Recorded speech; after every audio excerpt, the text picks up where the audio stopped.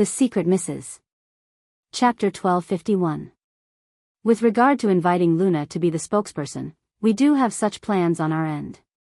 I wonder how Ms. Su feels about this. Yi Ying trod carefully. When Chloe heard this, she sounded incredibly upset as she said, "Director Yi, I won't beat around the bush. I'm sure you know how it's like here at Glory World. Luna as an artiste. She's not very sensible and keeps making our Millie very unhappy. Our Millie is quite considerate. She kept being patient with her, but now she has become a spokesperson for the Goldberg Corporation like Millie, and this nauseates Millie right before her eyes. Do you think Millie can ignore this?" Yi Ying sighed silently, then she continued, "Ms. Zhao, I understand what you mean. I admit I've indeed been neglectful in my considerations. I'll get someone else to be the ambassador. Please have Ms. Su rest assured that in any future advertisements and endorsements for the Goldberg Corporation, Luna won't be anywhere in sight. I hope Ms. Su won't mind." After much struggling, Yi Ying decided to settle it this way. Other people might not know about it, but as the marketing and public relations director of the Goldberg Corporation, she was clearest about how the big boss himself had once instructed them to satisfy all of Millie's requests. Besides, previously, Millie frequently came in and out of the company. She was even close with the little master. So, even though this time the lioness, Chloe, had asked for double in endorsement fees, she had agreed without hesitation. What more on the issue of changing spokesperson? Although, sadly, she had really spent a lot of thought and effort in planning the advertisement strategy. If she could get a unique character such as Luna, it would definitely be a great finishing touch to her idea with double the effect, but now she could only resort to looking for another candidate. As Yi Ying was lamenting about this to herself, Chloe added on, "Since you need to look for another person, how about I recommend someone to you? Our Isabella also has experience in being in a male outfit and she's quite good. Director Yi, what do you think?" When Yi Ying heard this, she almost puked blood. To let Isabella replace Luna? How dare she actually make such a request? Currently, Isabella had already been lambasted through and through by the viewers when compared to Luna. If they hired such a person for the advertisement, all of her hard work would go to waste. "What's wrong, Director Yi? Is there a problem?" Chloe's steady tone was pressuring and threatening with arrogance. After all, Millie could really be the future lady boss. Even if she did not, she was still someone that the big boss personally protected. Thus, despite her reluctance, Yi Ying had to compromise. "Oh, of course, there isn't a problem." At last, Yi Ying had to reply through gritted teeth. On the other side, after Millie and Isabella were done with their activities, Chloe informed them of the outcome of her phone conversation. "Millie, it's done. I've told them your thoughts and Director Yi immediately said that they definitely won't invite Luna to be a spokesperson. Not only that, all of the future related endorsements and activities of the Goldberg Corporation won't have Luna anywhere near it." Millie nodded satisfaction. "Okay, there's also good news. I've also helped Isabella get the endorsement instead," Chloe beamed as she announced. Isabella was overjoyed when she heard this. "What? Chloe? You're saying Luna's spokesperson spot is now mine?" "Yes." "Ah. Chloe. Thank you. And cousin sister. I'm so lucky to follow after cousin sister," Isabella exclaimed emotionally. Millie looked calmly at her cousin's excited demeanor and said, "Happy now? I won't have to hear you whining in my ear anymore." "Happy, definitely happy. Cousin, you're amazing. That Luna is nothing to you." Chapter 1252. At Stacy's office in Glory World Entertainment, Luna was discussing a script with Stacy. Stacy handed a particular script to Luna. "Luna, take a look at this." Luna skimmed through it. "David is the director?" She had collaborated with David for The World and experienced a very smooth and positive time. Stacy nodded. "Yes, though this script is not for a movie, but for a drama series. Even though you come from a background of movies, I don't recommend that you only stick to movies in the future. There are many movie actresses who think that shooting a drama will lower their statuses, but that's not true. The market for television dramas is expansive, and there are already few differences between the statuses of a movie actor and a TV drama actor. Luna echoed, I've never thought of only shooting movies. As long as the script is good, I'm happy to explore. Even the queen of movies, Song Lin, dropped in popularity after doing just movies for so many years, and despite being determined not to act in dramas, she has just taken up a TV drama recently, hasn't she? After they reached an agreement, Stacy continued, this script of David's is not bad. It's a very popular fantasy series led by the country's top scriptwriter, and they've even hired a Hollywood special effects team. All of the participating cast are big shots and experienced ones in the industry, so I think it's quite suitable for your first TV drama. Stacy paused, then continued, actually, David already gave me the script a few months ago. Unfortunately, you've already committed to Jasper's movie then. Thankfully, their crew was still in the preparation stage. Recently, they're wrapping up with that and all of the main leads have been decided. What will be my role then? Luna asked. You're one of the female leads. This drama has 2 female leads, one protagonist, one antagonist. Both have their own unique characteristics. In the original, both characters were of equal popularity online. Most of the focus and comedic interactions in this drama will be based on the 2 female leads, Stacy explained. Luna could not help but be shocked at this. David had already delivered the script over months ago. She did not have her current popularity at all then, yet David had already felt assured enough to hand her the female lead role. Even though it had 2 female leads, based on how Stacy described it, this role might be even more important than if it just had 1 female lead. When she thought about David's trust in her, Luna felt quite moved. Who's the other female lead? Luna asked. Golden Film Award and Golden Phoenix Award winner, Kayla. Stacy answered. Luna laughed and held her head in disbelief. Director David sure thinks very highly of me. Even at her current status, she was still far from Kayla. Kayla had always acted as the female lead ever since her debut. In fact, all of her roles were premium ones. She herself was a talented actress and was considered a resourceful artiste with solid capabilities, which was why she had received both awards at such a young age. Moreover, these 2 awards were the 2 most prestigious awards in the movie industry, so the world was her oyster. When she thought about how she could act with someone of such capabilities, Luna felt her passion ignite. Stacy, I will spend the time to read through the script and then give you my answer as soon as possible. Luna said, even though she had basically decided in her heart to take on this drama. At the same time, she could also see if there were any characters suitable for the devil to come in as a cameo. Her relationship with David was pretty good. Plus, Arthur's current popularity was not too bad, so it should not be a problem for him to come in as a supporting character with a few scenes. Chapter 1253. At this moment, Luna's phone rang. Coincidentally, it was David. Luna quickly picked up. Hello, Director David. I was just discussing the script you sent over with Stacy, and then you called. Hey, Luna, I was going to tell you something about it too. Did you? David sounded hesitant, wavering momentarily before asking, Luna, did you offend anyone recently? When she heard this, Luna was stunned. No, why would you ask that? David sighed, I've just met a few investors, and a few of them seemed worried that I'll be casting you. They said that the Goldberg Corporation has put out an order to shut you out, so they're worried that casting you would bring trouble. Cough, cough.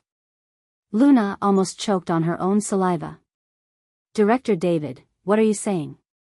Who's put out an order to shut me out? The Goldberg Corporation? When she heard Luna's words, Stacy's expression changed. David continued from the other end of the phone, I don't know how this news got out either. Whatever it is, the rumors are bad for you and will cause quite an uproar. Even if they're just rumors, it's enough to make many potential opportunities turn away in fear.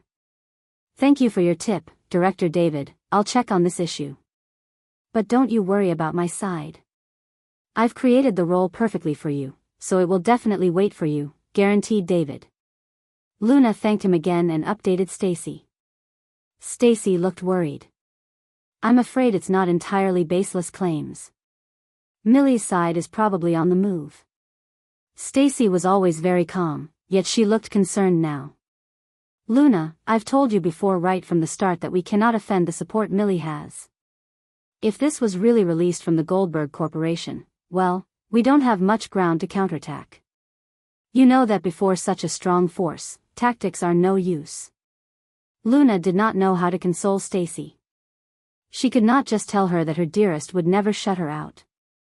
Thus, she could only say, Stacy, don't worry. Maybe it's not as bad as we think. Stacy, Luna bro, time for the meeting.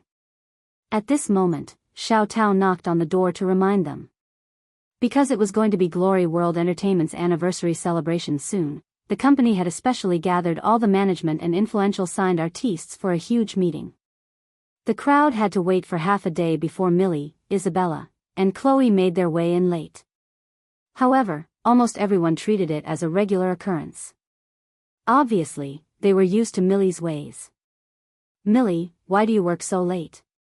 Take care. The vice president did not reprimand her for tardiness at all, instead, voicing out his friendly concern. Okay, since everyone is here, let the meeting begin. Because the CEO is back at the main office and he's very busy lately, I will be chairing this meeting. At the meeting, Peterson especially commended many of the artists with outstanding contributions. All sorts of flowery praises for Millie was a given. As for this year's most outstanding underdog, Luna, Peterson did not bother to mention her at all. She was basically ignored completely. After he finished his lengthy prologue, Peterson said emotionally, Today, I've called everyone to also inform you about a very important matter. For the company's anniversary celebration this year, our CEO, Theo, will also be attending the event, so everyone must perform well. Chapter 1254. At the Goldberg Corporation, Cleo was working hard in his office when someone knocked on his door. Come in. Second Master. It was the creative director of the advertising department, Yi Ying. Cleo stretched himself and looked at her. Yo, little Leafy, what's up? As she looked at Cleo's wide smile that seeped into his eyes and with him intimately addressing her, even if Yi Ying had been in this role for a long time, she could not help but blush and lightly say, Second Master, there's something I need your directions on. Millie's endorsement contract with our Goldberg Corporation is up. Currently, we're discussing renewing it, but Chloe has increased the renewal fee by double. Cleo just indifferently asked, Just this? Yi Ying quickly continued, Don't worry, Second Master. I've already agreed on that and didn't want to disturb you with such small matters at first, but there's still one more thing. Our company has a very important endorsement ad this year. I was going to invite 7 super popular male stars. For the 7th person, I was prepared to invite Luna, the female artiste who's been very popular recently, to let her be the spokesperson with the other 6 in a male outfit. That way, we would achieve both creativity and ignite talkability. Cleo's eyes lit up when he heard this. He sipped on his coffee and said, It sure is a good idea. When she heard Cleo's praise, Yi Ying was both proud yet disappointed. But Millie's party has also taken interest in this advert and recommended Isabella to replace Luna. If it's just about status, then Isabella is fine actually, but if it's about her image in a male outfit, I'm afraid Isabella's image won't cut it and would negatively impact the effect of the ad, and even pull down our company's image. Yi Ying kept thinking about it. Finally, she still decided that she could not bear to watch this advertisement be ruined like that. Even if she knew Cleo would probably agree to Millie's request, she was skeptical and had gone to him for further direction. Ms. Su seems to dislike Luna very much, so to avoid Ms. Millie's unhappiness, I've agreed that all the endorsements and activities under the Goldberg Corporation will exclude Luna. Pfft. When he heard this, Cleo spit out his coffee. Yi Ying was shocked. Second Master, is there a problem? Cleo took a while to gather himself. Just as he wanted to quickly blurt something out, he suddenly had a thought and remained silent. Cleo stroked his chin. Obviously, he could help Luna right now, but it was such a good opportunity for the hero to save the belle, so of course, he should let his brother do it. Besides, whoever started the trouble should end it, and only his brother could. Millie had somehow accidentally saved Little Treasure's life back then, but it was just a gimmick to make her popular. This was nothing. As long as she did not ruin herself, merely having that luck from accidentally saving Little Treasure once was enough for her to have a comfortable lifetime. Back then, his brother had put out a word and did not care about this matter. He had probably long forgotten about her. What more pay attention to this nobody who had been rubbing off on his popularity? This time, unfortunately for her, that woman had definitely succeeded in getting his brother's attention. Little Leafy, do you know that you just saved your own life? Cleo looked at Ying intently and said. Second Master, what do you mean? Ying was confused. Cleo sighed, then he kindly said, Director Yi, don't sign Millie's contract renewal and the ad terms for now. What? Why? Ying did not understand. Cleo smirked. You'll know when the time comes. Chapter 1255. At Glory World Entertainment, after the meeting ended, because Vice President Peterson had announced the news about their CEO coming, everyone was excited. My God! Will CEO Theo really come? I've worked at Glory World for 5 years and I've never seen the big boss. At least, I've seen him once at some event. How was it? Is he really as handsome as the rumors say? How's he compared to our second master? Of course, he's handsome. He's so handsome that my knees went weak with just one look. He can't be compared to the second master because they're two entirely different types. The few crew murmured amongst one another as they looked at Luna pitifully. Luna is so sad. She just became popular, but it'll all be over soon. Who told her to shoot to popularity so quickly, and even hit Queen Sue in the face? I heard that she initially had an endorsement with the Goldberg Corporation, but one word from Millie changed the spokesperson to Isabella. In fact, Luna shouldn't even think about being the spokesperson for any of the Goldberg Corporation's brands anymore. What? This is so sad.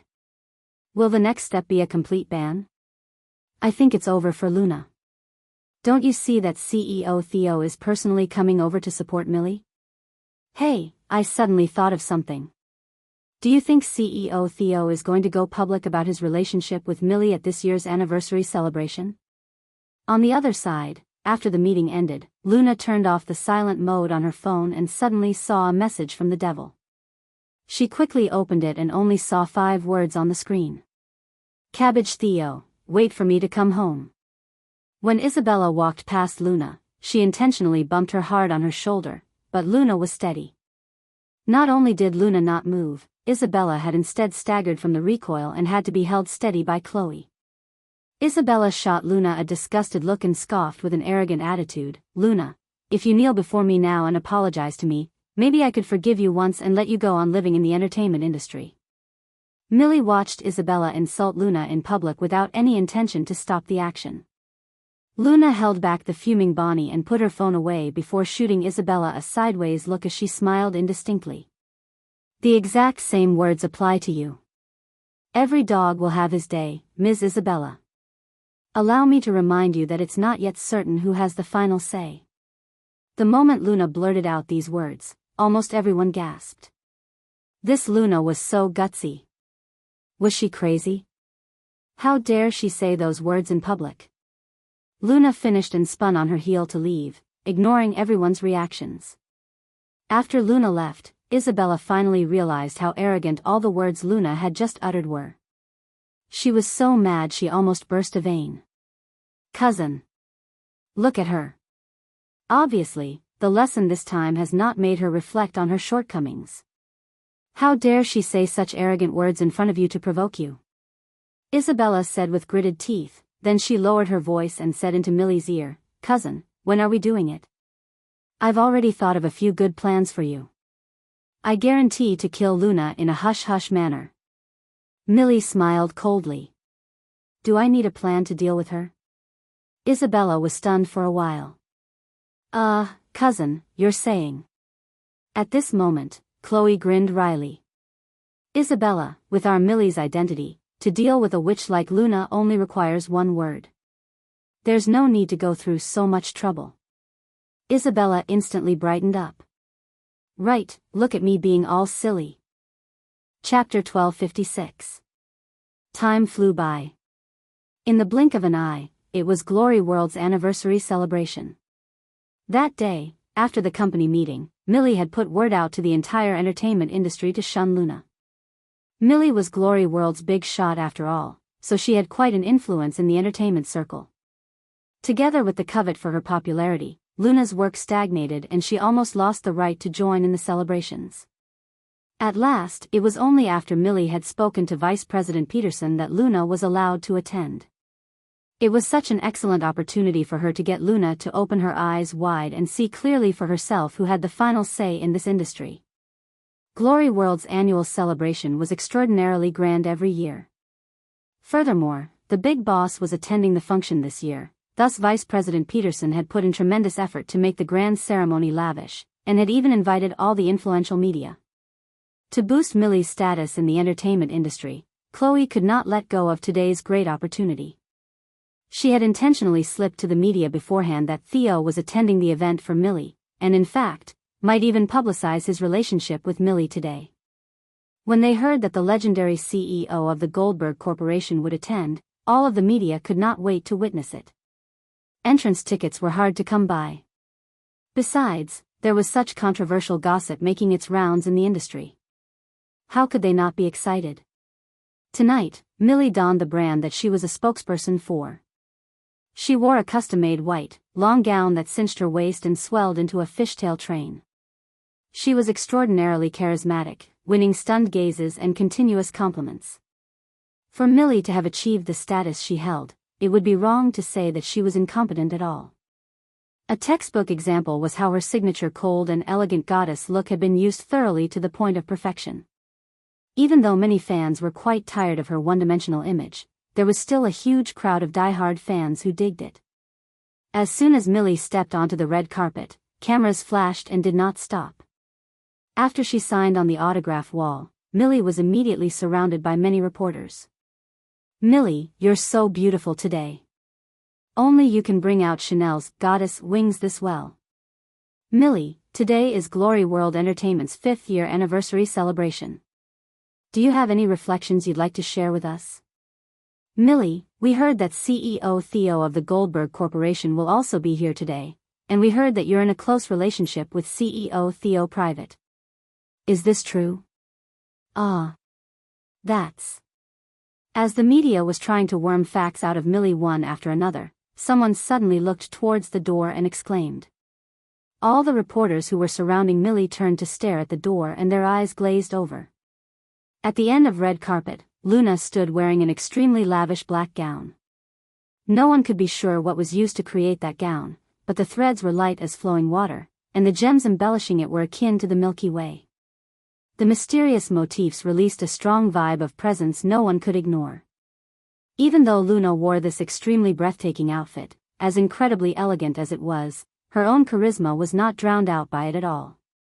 In fact, she looked like the queen of all beings. Moments later, the stunned crowd started to exclaim. Too beautiful.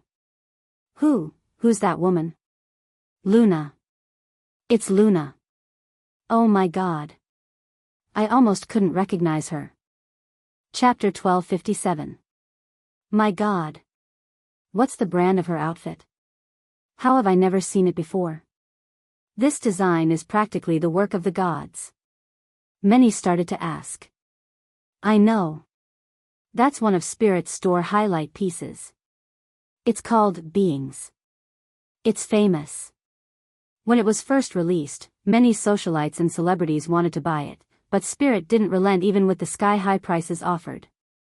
It's very difficult to even rent it for a day. Most importantly, not everyone can carry the dress well. It's better to be bought for your own personal collection since almost no one dares to wear it. Who would have thought that Luna would look so perfect in it? In that outfit, she really makes me feel like a being under her feet, completely tamed by her. Oh, my lord. Our Luna Bro's female outfit is simply beautiful. Leaving Millie far, far behind. No wonder Millie is so wary of our Luna bro. One of the junior reporters was Luna's fan, so he spoke out indignantly. Softer. Don't let Millie hear you. After the photographers saw Luna, almost all of them had a spark of inspiration and passion at the same time as they raised their cameras. Some did not dare to outrightly shoot her, so they did it discreetly. Unfortunately, because of Millie's ban, even if these pictures were taken, they probably would not have the chance to be published. Apart from the photographers, the reporters also had their breaths taken away by Luna, but at this moment, no one dared to walk up to her for an interview. Despite the media's apparent neglect, Luna walked in at ease akin to a queen who was walking towards her own garden. She slowly floated over the red carpet regally, paused at the autograph wall and signed her name. Every one of her move made it hard for one to look away. Earlier, when they had seen Millie, they thought that she was stunning, yet now before Luna, Millie was nothing. Luna was clearly a rookie who had just entered the circle. She had even been attacked after she rose to stardom with great difficulty. Should she not feel entirely set back instead? How could her presence still remain so strong? This woman was practically born for the entertainment industry, but sadly, she had to go against Millie. This was suicide. There were too many artistes in the circle who appeared momentarily and then vanished. After today, it might also be her last public appearance. Such a potential seedling might need to end its journey just like that, while she could only watch helplessly. This feeling was akin to knife being twisted cruelly in her heart. After Luna's brief interlude, twist focus of the celebration returned to Millie. Compared to Millie being surrounded by many, Luna could only sit in her arranged corner that was far behind. All the guests slowly arrived. It was a big drinking party and everyone looked splendid. The night was becoming increasingly lively. Miss Millie, you're truly gorgeous today. Yes, yes. Someone's really lucky. Some of the investors and the CEOs of Glory World Entertainment's partner companies were extremely friendly to Millie. One of them smiled and gave her a toast. Miss Millie, we're old friends too. Don't forget to say a few kind words for me to CEO Theo. Her boosted ego from being surrounded by so many admirers instantly made Millie's short unhappiness from Luna's appearance earlier fade. She kindly conversed with the CEOs with some arrogance in her attitude. She was now representing Theo, so she could not let others take her lightly. Chapter 1258. Second Master. Second Master. CEO Theo. Accompanied by the sound of emotional shrieks from the girls, Cleo stepped foot in the venue. Cleo wore an extremely flashy pink tuxedo, making him look even more flirtatious and unruly, causing all the girls to scream non-stop. In the corner, Luna looked at Cleo's neon-colored outfit and felt her mouth twitch, but she could not deny that this punk quite suited this color. Millie thought Theo had come, so she could not help but feel slightly disappointed when she saw that it was Cleo. Isabella teased her from the side, cousin is already peering with eager expectations. Millie blushed as she shot back, nonsense. When he saw that Cleo had arrived, the vice president, Peterson, quickly went up to greet him and then looked nervously behind him. CEO, you're here. What about CEO Theo? He had worked so hard for this. If CEO Theo decided not to come. He just got off the plane and is on the way, said Cleo with an indistinct smile towards Peterson. Don't worry, my brother will definitely come tonight. Peterson felt like Cleo's tone was somewhat odd, but he did not think further about it. He sighed in relief. Great if he was really coming. After he was done with Peterson, Cleo walked to the stage, then raised his hand to signal everyone to quiet down. Instantly, everyone kept silent and looked to Cleo on stage. Cleo picked up the mic, and with his seductive eyes, he drawled unhurriedly, today is Glory World Entertainment's 5th anniversary. I thank you all for being here, and as everyone knows, my brother will be here today as well. Apart from that, I've also got a huge reward for all of our ladies. When they heard this, a wave of curious conversations began. Ah. A reward? Second Master, what reward? Second Master, quickly tell us. Don't tease now. Cleo was calm and collected as he glanced towards a certain corner before he continued, "Well, in the past, our opening celebratory dance would be begun by yours truly, but for this year, CEO Theo will do the honors." Ah. The moment he said that, his voice was drowned out by sounds of excited yells. Cleo pretended to look sad, sigh, "Turns out everyone dislikes me this much." "No way. We like you the most." When the girls saw Cleo's disappointed expression, that stirred them up again.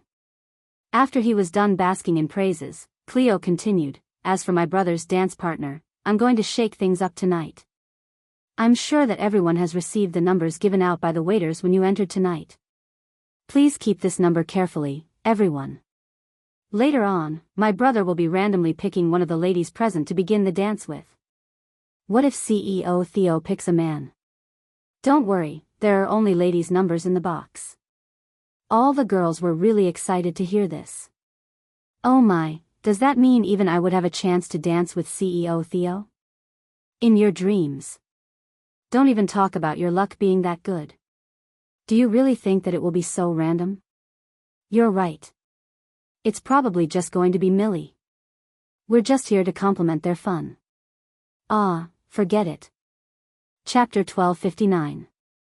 Because of the huge announcement Cleo had just made, the entire event seemed even livelier. Even though everyone knew that CEO Theo's dance partner was most probably going to be Millie, the ladies still could not help but cling on to a glimmer of hope. What if they were really randomly picked? In a certain corner, Adam's manager, Sheldon, was anxiously making a call. "My prince, the CEO is here and CEO Theo is on the way too. Why aren't you here yet?" From the other end came Adam's annoying voice. "Who said I was coming?" Sheldon was so fed up with him. "Today is such a huge occasion and you're not coming? What are you doing then? Did some emergency happen?" Adam replied, "I'm playing video games." "Adam, I'll beg you then. Even if you just show your face and then leave, it's fine. It'll just take up 1 hour of game time." "I already said I'm not going," said Adam, annoyed as he hung up. No way I'm going. I'll definitely be attacked by PDA." Offstage, after Cleo finished speaking, Isabella looked starry-eyed as she held Millie's arm excitedly. "Cousin, I didn't know CEO Theo was this romantic." Chloe looked delighted as well, her gaze toward Stacy full of mockery. As long as Millie was here, she would be Glory World Entertainment's #1 manager forever. It was useless even if Stacy discovered great new talents. Millie looked longingly at the door as she muttered, "It's just a random pick. Who knows who'll get picked?" Chloe smiled, "Millie, CEO Theo had prepared everything tonight especially for you. How could it be anyone else if not you?" Millie checked her makeup nervously. "Chloe, do I look okay? Do I look fine?" "All's fine. You're so beautiful. CEO Theo would definitely fall for you. CEO Theo has done so much for you, this friendship is remarkable." The celebration event continued ardently. However, everyone's attention was obviously distracted to focus on the person who was about to arrive. Time passed slowly. Theo still had not appeared, causing many people to whisper, "Why hasn't he come? Could it be that he's not coming anymore? CEO Theo is quite busy after all. I heard that he's just flown in from work overseas. He's rushing over right after landing.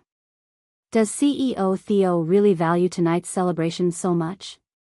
He probably values a certain person." As they waited worriedly, the Vice President Peterson received a phone call. "What? He's here? Good, good. Got it." Peterson hung up with a wide smile on his face, then he ran to the door. Glory World Entertainment's shareholders and management team followed after. Outside the entrance, a low-profile black Maybach stopped quietly. With Peterson as the lead, the management stood in 2 organized lines and waited outside the car. The driver got out of the car to pull open the door as a pair of long legs stepped out. The man wore a neat black formal outfit. Without any expression on him, he exuded the prestige of a leader. He was very handsome, as if he was God's most meticulously sculpted work, but his presence overpowered his looks. Peterson walked up to greet him humbly. CEO Theo. You're here. Come in. Chapter 1260. Ah. He's here. CEO Theo is here. He's real. It really is CEO Theo. Oh my God, he looks so handsome. I'm falling for him. The woman who CEO Theo loves must have saved the world in her previous life. Amidst a bunch of girls' screams, Theo appeared. As the man slowly walked along the aisle, the spotlight shadowed him closely. Millie's heart raced rapidly and she felt herself heating up. Isabella reminded her, CEO Theo is here. Cousin, what are you doing? Go. Chloe gave her some encouragement as well. Go, Millie. Suddenly, every woman looked at Millie with intense jealousy. Millie imagined herself walking towards him and the man holding her hands. Finally, she took a deep breath. With her elegant steps and under everyone's watchful eyes, she walked step by step towards the man. Theo was walking on the same line as her. As he was blocked by her, he stopped and looked at the woman in front of her. Aside from Cleo, everyone else was grinning. CEO Theo, you've made Miss Millie wait for you for a long time. Millie seemed as bashful as a little girl. She looked up nervously and saw the godlike man. She quietly called out his name, Theo. She had called this name countless times in her dreams. Now, she could finally say it in real life this time. However, Theo's expression turned colder as he looked at the woman like she was an insignificant ant. Who are you? At that moment, there was dead silence. No artiste, investor, or media partner expected Theo to react this way. This was way different from what they had imagined. Millie was still fantasizing about him holding her hands, but the moment she received that three-word reply, she stood there frozen. What was happening? Could Theo not want to let the public know about it? Why did he come here personally today then? Cleo stood aside and touched his nose. He was impressed by his brother's ruthless public murder of a girl's heart. Before anyone could follow what was happening, Theo walked past her expressionlessly. After Theo signed his name on the wall, the media partners returned to their senses and surrounded Theo swiftly. The journalist from First Entertainment News went first. CEO Theo, did you just say that you don't know Miss Millie? Should I know her? A journalist from one weekly magazine asked, don't you know about the rumors between you and Miss Millie? Rumors? The journalist from South News Daily responded, it is said that you loved Miss Millie for many years, and have been supporting her behind her back. The journalist from First Entertainment News questioned, aren't you planning to make your relationship with her public during this event? The journalist from the Sun Daily added on, rumors say that Miss Millie is your girlfriend. Facing the barrage of questions from a bunch of journalists all at once, Theo stared intently at every one of them. Do I look like I have such bad taste? Chapter 1261. Do I look like I have such bad taste? When Cleo heard his brother say those words, he felt the pain even though his brother was not talking about him. Imagine what Millie felt. The way his brother treated any woman aside from Luna was incredibly cruel. Millie stood there dumbfounded. She was in deep shock while Isabella and Chloe were extremely confused as well. Of course, the management in Theo's company had interesting expressions on their faces as well. There was a long silence, then discussions sparked in every corner of the venue. In Glory World Entertainment, the oppressed staffs and artistes were unleashing their fury right now, unable to hold it in anymore. Wow! This is the best drama of the year. Our boss doesn't know Millie at all. He doesn't know who she is. Moreover, didn't you hear, boss? He wouldn't even consider her. Can I just say that our boss is the coolest? Did you see Millie's expression when her fantasy shattered? It was just her own fantasy all along. I knew our boss wouldn't have such bad taste. He avoided women for so many years, and he wouldn't go for someone like Millie. But, I wonder what kind of girl could steal our boss' heart. I've already felt something was not right before. As expected, Millie must have gotten delusional. She imagined the plot of a romance movie happening to her, but he doesn't even know who she is. Of course, someone like our boss wouldn't know about her. She's just a little famous in the industry. Does she think she's really a goddess? Although both of them were first-class renowned celebrities, Millie was still classified way behind the retired international star Eva. Everyone was dissatisfied to be placed someone as revolting as Millie, as she would use her so-called supporter, who was Theo, anytime and anywhere. A lot of artistes were just glad to see that her supporter was non-existent anymore. As for the media partners, they were all here for the big news tonight, and juicy news indeed they got. With just a few words from Theo, the guests and media partners almost went crazy. Even Cleo almost went mad as well. Bro, I asked you come here to support me, alright? Yet, the moment he arrived, he had taken revenge for his wife. Hey, she's an artiste from Glory World. Give me some face please. Cleo went up to him. Although it just seemed like a casual conversation, it was meant to further clarify the relationship between Millie and Theo, hinting that Millie's advancement in career was just because of Cleo's influence, since Glory World Entertainment was his first company. On the other hand, Millie had mistakenly thought that Theo had fallen in love with her. What a joke. Chapter 1262. In the corner, Bonnie was brimming with excitement. She almost wanted to kneel before her boss. Ah, Luna bro. Did you hear that? Our big boss is really cool. Millie must be so embarrassed this time. I'll see how she use her title as the lady boss of the Goldberg Corporation in the future. Stacy did not expect this to happen as well. It was like a wild roller coaster ride. So, this was all a misunderstanding. Theo did not know Millie at all. The Goldberg Corporation's leniency towards Millie was simply just because she was from Glory World Entertainment. But there were so many potential artistes previously, so why did they pick Millie, who was not known at that time, and provided her with so much? I think Millie was just lucky. The company decided to support one artiste and that's it, yet she thought Theo was in love with her. Nonsense. I saw the boss's expression. He did not look very happy just now. Millie's going to get into trouble this time. Bonnie mumbled. Luna just sat there quietly without saying a word. Bonnie asked her curiously, Luna bro, I realize that you're pretty calm about this. You don't even feel anything about everyone avoiding you. Could you have predicted the future and known about this already? Luna looked at her man, who was surrounded by journalists, and laughed, because I believe our boss wouldn't have such bad taste. Ugh. Bonnie had no rebuttal for this reason. Bonnie saw Luna was really focused when she looked at the boss. In fact, she was so focused that there was a certain sweetness in her gaze.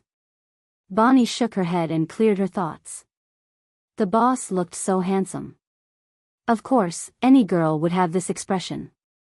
Boss has no relationship with Millie at all, so about the deal that second master mentioned, do we stand a chance now? One of the female artistes piped up happily. Ah. I'm so excited. I want to dance with the boss. God, please bless me. Make him pick me. At this moment, Millie still stood frozen at the same spot. Chloe and Isabella had to drag her to a corner. Looking at the man who was far out of reach and the sneers around her, Millie felt like the sky was falling. This isn't real. This isn't real. He loves me. He loves me so much. Millie's mind was not sound at the moment, and she kept mumbling to herself. She had been creating this love fantasy for too long, totally deceiving herself. Actually, she felt that things did not make sense from the start. That small seed of suspicion and greed grew bigger and bigger. In addition to the advantages she had gained from the rumors she had with Theo, she became deeply addicted to it. She wanted to complete her perfect dream. Just as she was enjoying herself with the advantages she had gained from everyone, she also deceived herself. She had genuinely believed that this man truly loved her. Until today, the dream was destroyed, forcefully crushed in front of everyone. Chapter 1263. She she really regretted it. Why had she not been more careful? If she was just a little more rational, if she had not been so greedy, she could have continued to enjoy the halo of being Theo's woman and remained on her seat on the throne of the future lady boss of the Goldberg Corporation. But tonight, it was all over. Chloe also regretted it thoroughly at this point. She thought that with Millie's grace, Theo would not have embarrassed her publicly even if he was not actually interested in her.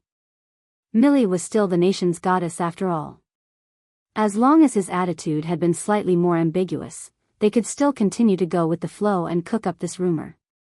Had they not been doing this all along, since Theo was not the kind to pay attention to entertainment gossip and would not intentionally clarify anything?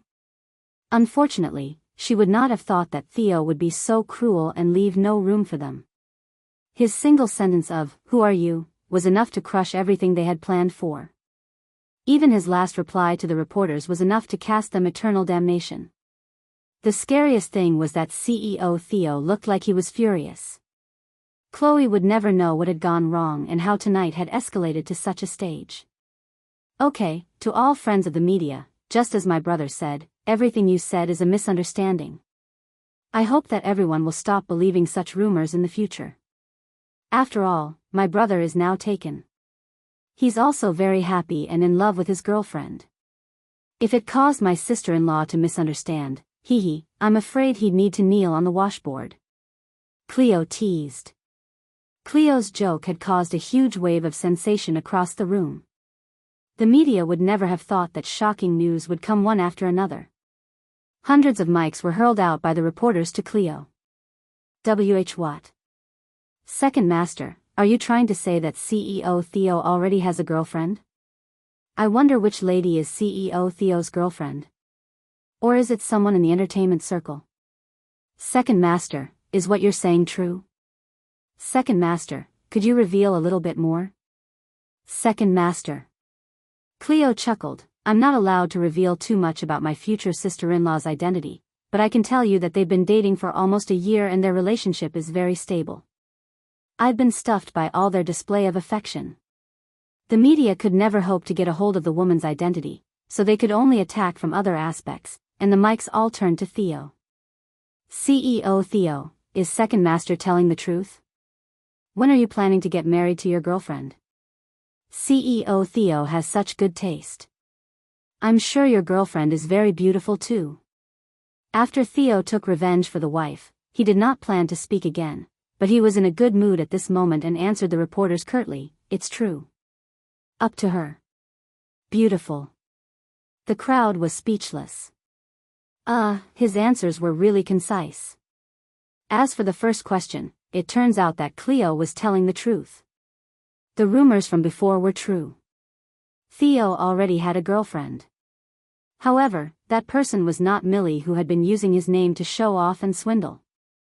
No wonder CEO Theo had clarified it in public for the first time. He was afraid that the one back home would misunderstand and be jealous. In regard to the second question about when to get married, CEO Theo actually said he would go with the girl's thoughts. This tone sounded like he had been entirely locked down by the woman. As for the last question, beautiful. Oh, this loving yet proud tone. Chapter 1264. When they heard Theo's reply, the crowd all agreed with what Second Master had said, even they had been attacked by the sudden display of affection. So much of the revealed information had been learned within only a few sentences of interviewing him. As the number one person on the leaderboard for the man that women wanted to marry the most, he had finally announced his unavailable status today. Theo had a girlfriend. It turned out Theo liked women. In fact, the two had been dating for quite a while. In that case, if it was someone in the entertainment industry, to have a boyfriend like Theo, that woman must be a powerful somebody in the industry by now. After all, if Millie could do as she wished in the entertainment circle just by borrowing Theo's name, what more Theo's actual girlfriend? Who could it be? Was it Eva, who had previously retired? That was not right. Eva was not young. In fact, she had retired to marry someone, and CEO Theo had not yet married his girlfriend. Could it be that super popular singer from Polystar Records, Chu Jing, that skyrocketed to fame? Or Kayla, the movie star who debuted with great opportunities, and was even rumored to have a strong support? All those who had risen to fame and had strong support behind them in the entertainment circle was speculated by everyone. Of course, most people still lean towards hazarding the girlfriend being a socialite. Okay, since everyone is here, let's officially begin our celebration. That's right, next up is the segment you're all most excited for. We'll see who's the lucky one that'll get the chance for this dance. Cleo said this with enthusiasm. Finally, it was time for the lucky draw. All the girls present were very excited. Someone in the crowd then said, "Wouldn't the lady boss be jealous if the boss dances with another woman?" Cleo's gaze turned to a corner and said with a smirk, "How could it be? This is work. My sis-in-law is still quite understanding." Yet, the truth was, how could his brother dance with another woman? He. Theo walked to the middle of the stage, then two ladies carried a big red box onto the stage. Vice President Peterson turned pale with fright when he saw it. He wanted to stop them, but it was too late. On stage, the man's long fingers had unhurriedly picked out a strip of paper with a number on it. The host carefully took the paper from the big boss, then he excitedly looked to the crowd and said, "Who will our lucky lady be? I will immediately announce this for all." "Stop with the suspense, quickly announce it." "What number? What number?" "Number 7, number 7. Please be number 7, Aya." Under all the tense faces, the host slowly opened up the strip of paper, then said, "The lucky lady is number 29. Who's number 29? The crowd buzzed and everyone looked at each other. Sadly, none of them were number 29. "Millie. It's you. You're number 29. Chloe, who had been gloomy, suddenly excitedly pulled at Millie's arm. Millie then returned to her senses and looked pleasantly surprised at her number. "Is it me?" "Yes, Millie." Chloe did not care about everything else. She was afraid of losing this chance to turn the tables, so she quickly said aloud. When Chloe spoke, there was a momentary silence across the crowd. "Millie? How annoying." Chapter 1265. Everyone looked dismally at the unfairness of the situation. Anyone was better than Millie. How shameless. Now that she's unsuccessful in bragging and swindling, she's turned to straight-up seducing now. The boss dislikes her. Please don't dance with her. Anyone is better than Millie. But it's such an important occasion today. Many reporters are watching too. Second Master has already explained the rules. Even if Millie rigged it, they probably can't change anything. Millie, don't give up. With your beauty, no man would be unmoved. It's just a girlfriend. They're not married, so you still have a chance. Chloe spoke to Millie as she shot a mean look at the host. The host was in Millie's gang of supporters, and he was afraid that there would be changes, so he quickly continued, "Congratulations, Millie. Could we please invite her?" However, before he could finish, a cold voice was heard beside him, "Change it to someone else." The host was stunned. He had been frightened by Theo's presence that his entire body shook. Change to someone else? Theo had actually ordered him to change just like that. He was not subtle about his hatred for Millie at all. Oh. Long live the boss. Too cool. This is how you need to treat people like her. You pick. Theo looked to the host and said. The host dared not disagree. He swiftly picked out another number, and after he looked at the number, the host almost fell to the ground as his knees gave way. At the same time, the suspended high-definition camera had been guided to zoom in on the strip of paper. On the huge screen behind him, a 2-digit number was clearly shown on the strip of paper. It was 29. 29 again. Hey! How could there be two 29s? Is this even a question? That box is definitely filled with number 29s. Ha ha ha, Millie is being humiliated big time tonight. Could she be any more embarrassed tonight? The Vice President Peterson staggered up onto the stage and was terrified as he said, "I'm really sorry, CEO Theo. There's been a slight mistake. Then, he shot an angry look at the host. What are you doing? How could you have gotten two of the same numbers? The host looked guilty, yet he could not defend himself. Off stage, Chloe fell to the ground. Over. It was all over. They had thought that this could be their chance to turn the tables, but who would have thought that it was the last straw to topple them instead? She dared not think about how crushed Millie's carefully crafted image of an elegant star would be after tonight. After a short obstacle, Cleo chucked as he brought another box on stage, and to indicate fairness, he had even picked out multiple numbers to prove that they were all different. Then he replaced the host's spot. This time, everyone agreed on the fairness of the situation, and they watched with excitement as Theo reached into the box again. Oh, who could it be? This time, it's really completely based on luck. Bonnie held onto Luna's arm excitedly. On stage, Cleo smiled sneakily as he took the strip of paper from his brother. He slowly opened it up and was ready to rig it to become Luna, yet his eyes widened at this point. Whoa! Number 166. My amazing brother. He actually managed to pick Luna?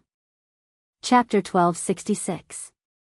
It was already proven that the box was completely unrigged, but Cleo had a pair of magic hands. No matter what number his brother picked, he could swap it with Luna's number without anyone seeing. He was much better than Peterson. This was not the first time Cleo was doing this, so Theo knew about it as well. As Cleo was about to demonstrate his skills, his brother had actually picked Luna's number on his own. Bro, what luck. Even the heavens are helping you. That's totally unfair. Cleo had invisible tears on his face as he looked at the number on the small piece of paper. The number your dear boss picked is number 166. Please welcome our lucky lady tonight. The camera shifted through the crowd and looked for number 166. Stacy was dumbfounded. It was Luna. Bonnie was hopping happily. Ah. Luna bro. It's you. She was really lucky tonight. Not only could she witness Millie's embarrassing moment, she had also won the lucky draw of the night. Luna raised her eyebrows, but she soon noticed that it must be a trick of Cleo's. The camera closed in on Luna and the number 166 in her hand. The crowd was surprised. Wow. It's Luna. Although I'm not selected, somehow I feel glad that Luna was selected. Ha ha ha, of course. Millie was trying to bully her before. I think Luna being the lucky girl is pretty nice. Lady Millie's expression must be so fascinating. But, I wonder if the boss is happy this time. Maybe he might want to change? Oh, my. It's Luna. As expected of the girl I recruited personally, just my luck. Come here quickly. After Cleo's invitation, Luna adjusted her dress a little and went up the stage. Millie stared at Luna. She clenched her fists so tightly that her fingernails left on her palms. How could it be Luna? It must be rigged. It's impossible for it to be Luna. Isabella was really bitter. CEO Theo would never agree to dance with that witch. I bet not, since he doesn't even. Isabella almost wanted to say, he doesn't even like you. Under everyone's gaze, Theo suddenly moved. He adjusted his collar a little and walked down the stage towards Luna. Finally, they stood in front of each other, just 2 steps away. Theo took a gentlemanly bow and extended his hand towards her. Luna looked at the cold-looking man in front of her. She was mesmerized for a while, then she gently placed her hands on the man's wide palm. The music started playing and Theo led the girl to the dance floor. He put his hand around her waist, then started moving along with the music. Cleo remained silent. He had prepared a long, exciting speech to heat up the atmosphere. How could you two start dancing right away? Chapter 1267. Luna thought there would be a lot of interacting events with the crowd, but she did not expect Theo to drag her to the dance floor right away. Your brother looks like he has something else to say. Luna glanced at the appalled Cleo. Ignore him. Okay. Under the large crystal ball, the man in the black suit was a fitting pair with the woman in the retro oriental black dress, as if they were a couple. Surprisingly, Luna seemed unfazed in front of such a charismatic person like Theo. As the saying went, the enemy of an enemy is a friend. A few female artistes whispered among each other. Although they were really envious, they did not really hold any ill intentions against Luna. To be honest, from her outlook alone, I have no opinions about Luna. What an orchestra of beauty. I'm so envious. I want to dance with the boss too. Why aren't I as lucky as Luna? One of the female artistes seemed like a fan of Luna's. Luna bro wasn't really that lucky. She was ostracized by Millie's gang and could only take on small budget projects. Now that she's become famous, everyone avoided her just because of a few words. I think she deserved it. If not, I'll be questioning my life if Millie could get her way. Millie won't be controlling us anymore, someone said. Some people looked suspicious. Even if the boss didn't know anything about Millie, Cleo should know how arrogant Millie was acting. I don't get why he was so lenient with her. Maybe he's been unhappy about it for some time. If not, why did he recruit Luna over to suppress her? Now, that's interesting. Since Millie lost her title as the lady boss of the Goldberg Corporation, can she beat Luna? A slightly more experienced female artiste analyzed. Even if we factor out Theo, Millie has a solid foundation in the industry, so it's not easy for Luna to replace her. But she's still young and has a lot of potential. Now that Theo has helped her out personally, we wouldn't know what could happen in the future. The rumors between Millie and Theo had been cleared. After Theo danced with Luna, it meant that people no longer had to avoid Luna anymore. All the photographers aimed their camera on Luna. The people who had taken photos of Luna just now were glad that they did. Those who were afraid of Millie and had not taken any photos earlier started regretting it, so they seized the chance and took more shots now. At midnight, at Platinum Palace, number 6. The chat group was chiming non-stop. Adam ignored all of it as he knew they must be discussing the anniversary tonight. The screen flashed with a big "game over." Adam threw away his controller angrily. Then he lay down on the floor mat behind him. Notifications still kept popping up on his phone annoyingly. Finally, Adam opened the chat group. The latest message was a video, and Adam tapped on it. In the video, right in the center of the dance floor, under the mesmerizing lighting, Luna was waltzing with Theo. It looked just like they were in a movie. Adam was miffed. He tossed his phone away and he slapped his hand hard. Bad hand. Bad hand. He had already avoided the celebration this much, yet it was all futile. Chapter 1268. After they finished the dance, Theo made a short speech, then passed the floor back to Cleo and Peterson. A notable mention from last month, Dream Chaser, became a big hit. Luna is the real unexpected winner of the industry this time. When he was making the concluding speech, his cold and ignorant attitude towards Luna was nowhere to be seen. He even specially mentioned her achievements in Dream Chaser, and gave her a lot of encouragement as if he had become a totally different person. If possible, of course, he wanted Glory World to produce more high-quality artists. Glory World Entertainment was fairly new, but they had caught up very quickly. Their overall level of artists was very high, and they had a lot of amazing new recruits as well. Their sales numbers had been leading the charts compared to other companies, and they even surpassed the top company in the industry, Starlight Entertainment, but they lacked charismatic and influential top artists. Starlight Media was the oldest in the industry. They had the classic and well-known Jessie, Rosa, and Lila. Although most of them were not active in the industry anymore, they helped to build the foundation of Starlight.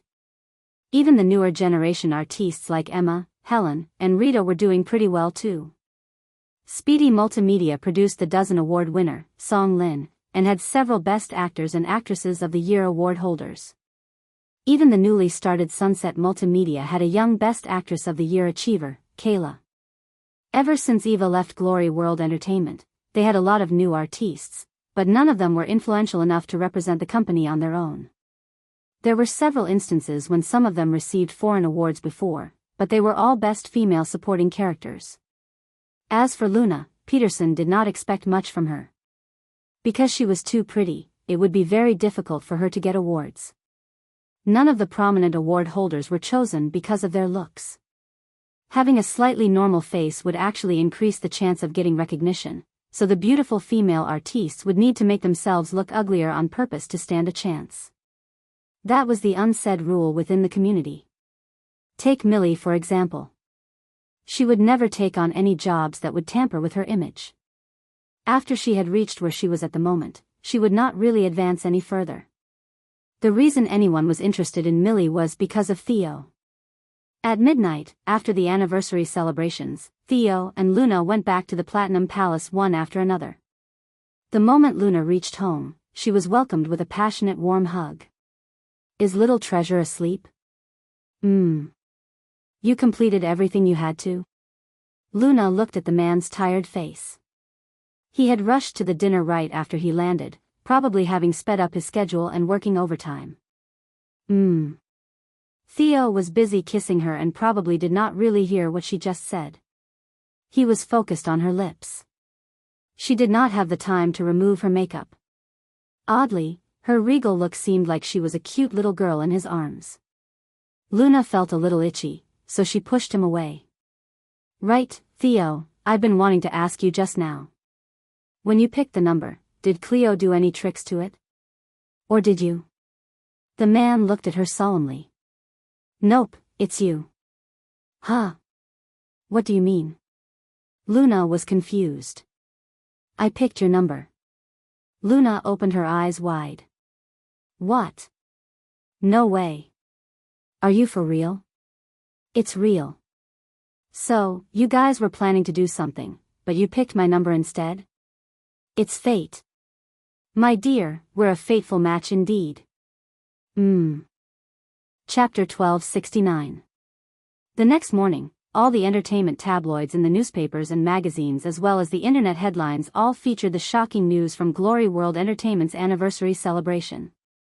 Millie's public relations team had to work overtime and find ways to stop the flow of information through media, yet their efforts were to no avail. Without Theo backing her up, Millie was just another artiste in the entertainment industry. Even a more famous artiste's life and death were within the control of the media. Furthermore, with last night's situation, Theo had made it clear that he had intentionally clarified the rumors. All of them would obviously fight to be on his good side. Early morning, at the pantry in the Goldberg Corporation, Ying had arrived a little late today. After she put down her bag, she took her mug to the pantry and immediately heard excited chatter. What's with the excitement today? When they saw Ying, someone immediately gripped her excitedly and said mysteriously, Director Yi, you still don't know. Something major has happened. What? What happened? Ying asked. One of the secretaries replied, yesterday, at Glory World Entertainment's anniversary celebration, our boss publicly announced that he already has a girlfriend. In fact, they've been dating for a long time, and their relationship is going steady too. What? Ying was so shocked that her hands shook and the coffee in her mug sloshed violently. She questioned, the boss really went public with Millie? When they heard Ying's words, everyone in pantry spurted out in laughter. What? The exact opposite. The boss publicly turned Millie down and said he didn't know her at all. He even said that he wouldn't have such bad taste. Ying was even more bewildered now. She was stunned for a long time before reacting, what? If it's not Millie, then who is it? I don't know, the boss is keeping it a tight secret. He didn't reveal anything, but we do know that the boss really pampers her. Last night, we were attacked by huge displays of affection. You can see for yourself. One of the secretaries passed a newspaper to Ying. Ying quickly put down her mug and impatiently flipped through it. All the media did not dare to reveal too much of Theo's news. They did not even attempt to put a single picture, but they did describe last night's events vividly as if it was a novella. There were many twists and turns like a roller coaster. Who are you? Should I know you? Is my taste that bad? Just 3 of these sentences were enough for one to imagine the strong presence that man had last night. Whoa. She had been carefully serving Millie all along, but the woman had been bragging and swindling about nothing from the start. When she finished reading it, Ying almost puked blood. At the same time, she was incredibly grateful that Cleo had told her not to rush into signing the contract with Millie. After she put down the newspaper, Ying walked swiftly back to the office in her high heels and immediately called Luna's manager, Stacy. Earlier in the tabloids, even with Millie stealing the show, Luna still managed to garner most of the reports. Even though there were no pictures in the report, it had substantially mentioned how Millie tried to rig the lucky draw, yet was rejected by Theo on the spot before he picked Luna for the dance. This dance was not just a simple dance. It further clarified Theo's attitude towards her. "Hello, is this Luna's manager, Miss Stacy?" "Hello, I'm the creative director of the Goldberg Corporation, Ying. Our corporation is going to shoot a commercial soon, and we'd like to invite Luna over for an audition." After she successfully communicated the audition details to Stacy, Ying felt refreshed and energetic. At that moment, her phone rang. It was Chloe. Chapter 1270. "Hello, Director Yi. Miss Chloe, you're calling pretty early. Is there anything you need?" "Well, I just wanted to ask when our Millie should sign the renewal of her contract. Also, Isabella's commercial. It's been many days. Logically, it should be time to sign the contract." When Ying heard this, she sneered. This Chloe. How dare she mention this? She was the creative director of the Goldberg Corporation headquarters. Everyone in the circle were courteous her, except for Chloe, who used her position to bully others, even going overboard with requests in their time of collaboration. Now that she knew Millie was not even the big boss's woman, she did not need to care to be courteous. Miss Chloe, I'm very sorry. The double endorsement fees previously requested was really just too outrageous, and Ms. Millie's influence for our products during her endorsement hasn't been that fantastic, so we've already decided to use other artistes. As for Isabella, Miss Chloe, you know well enough about the online reviews Isabella received for her movie. How could we let a rat's feces ruin the pot of porridge if we've made huge investments in this ad? It's best to have some self-awareness.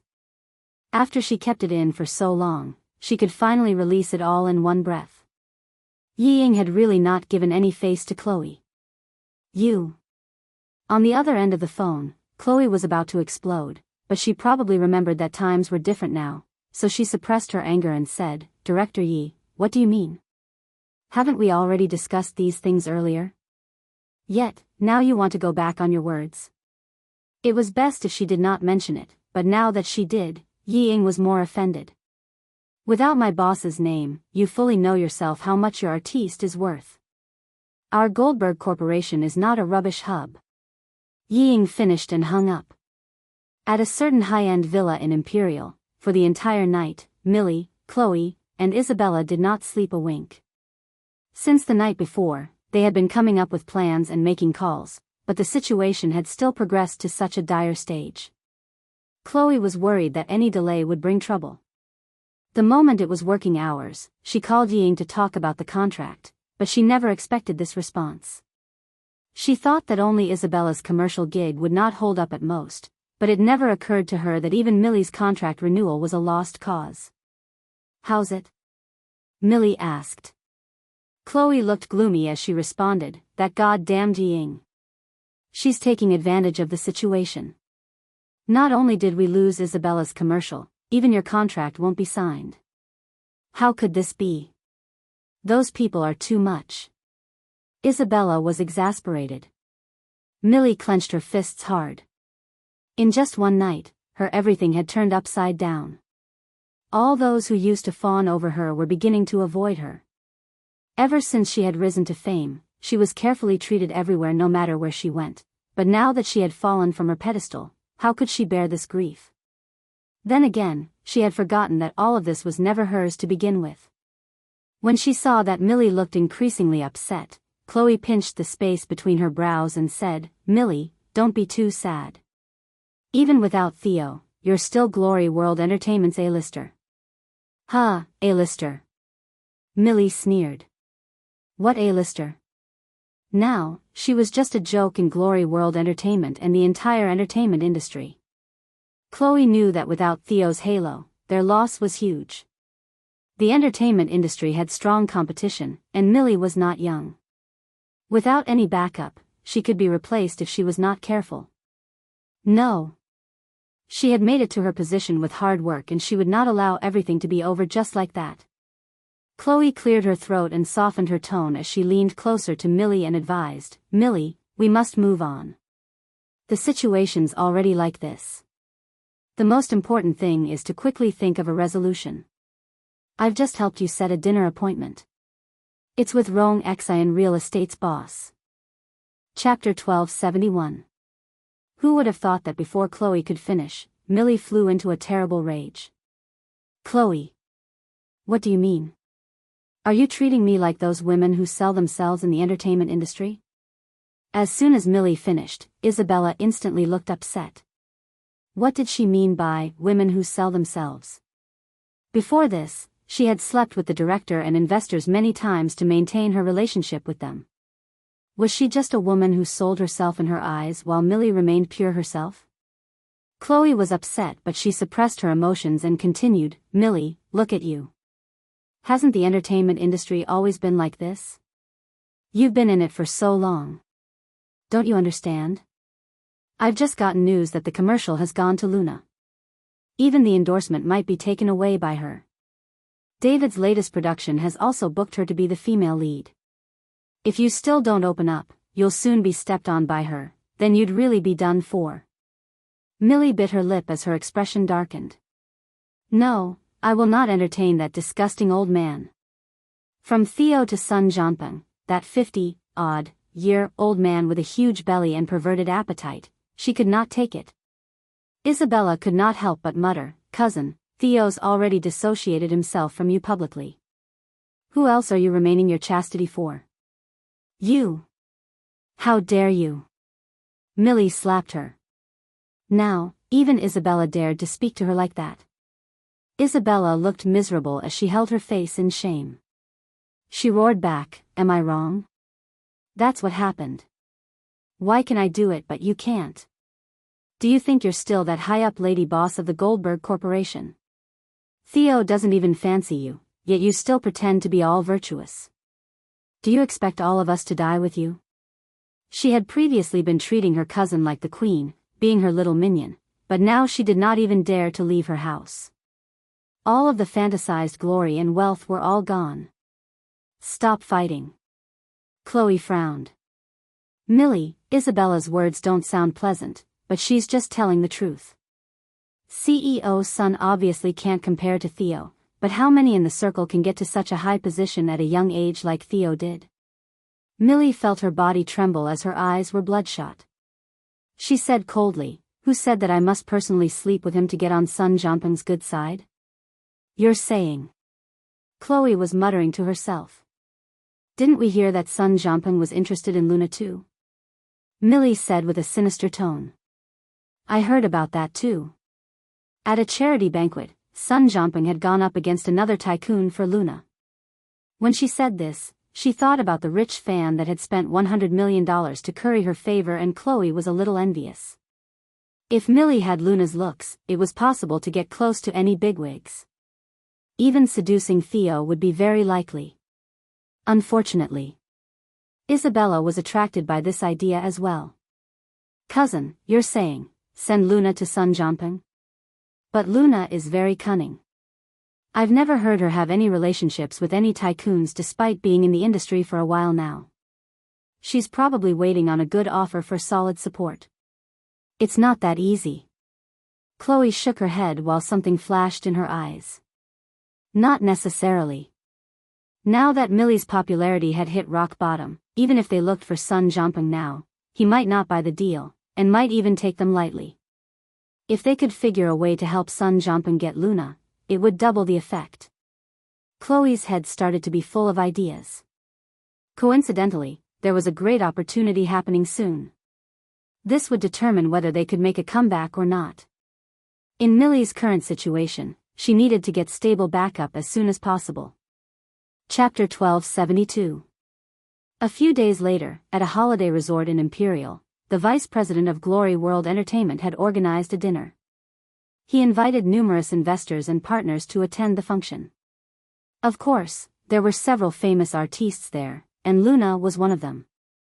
Usually, important dinners like this would be a competition among the top artistes.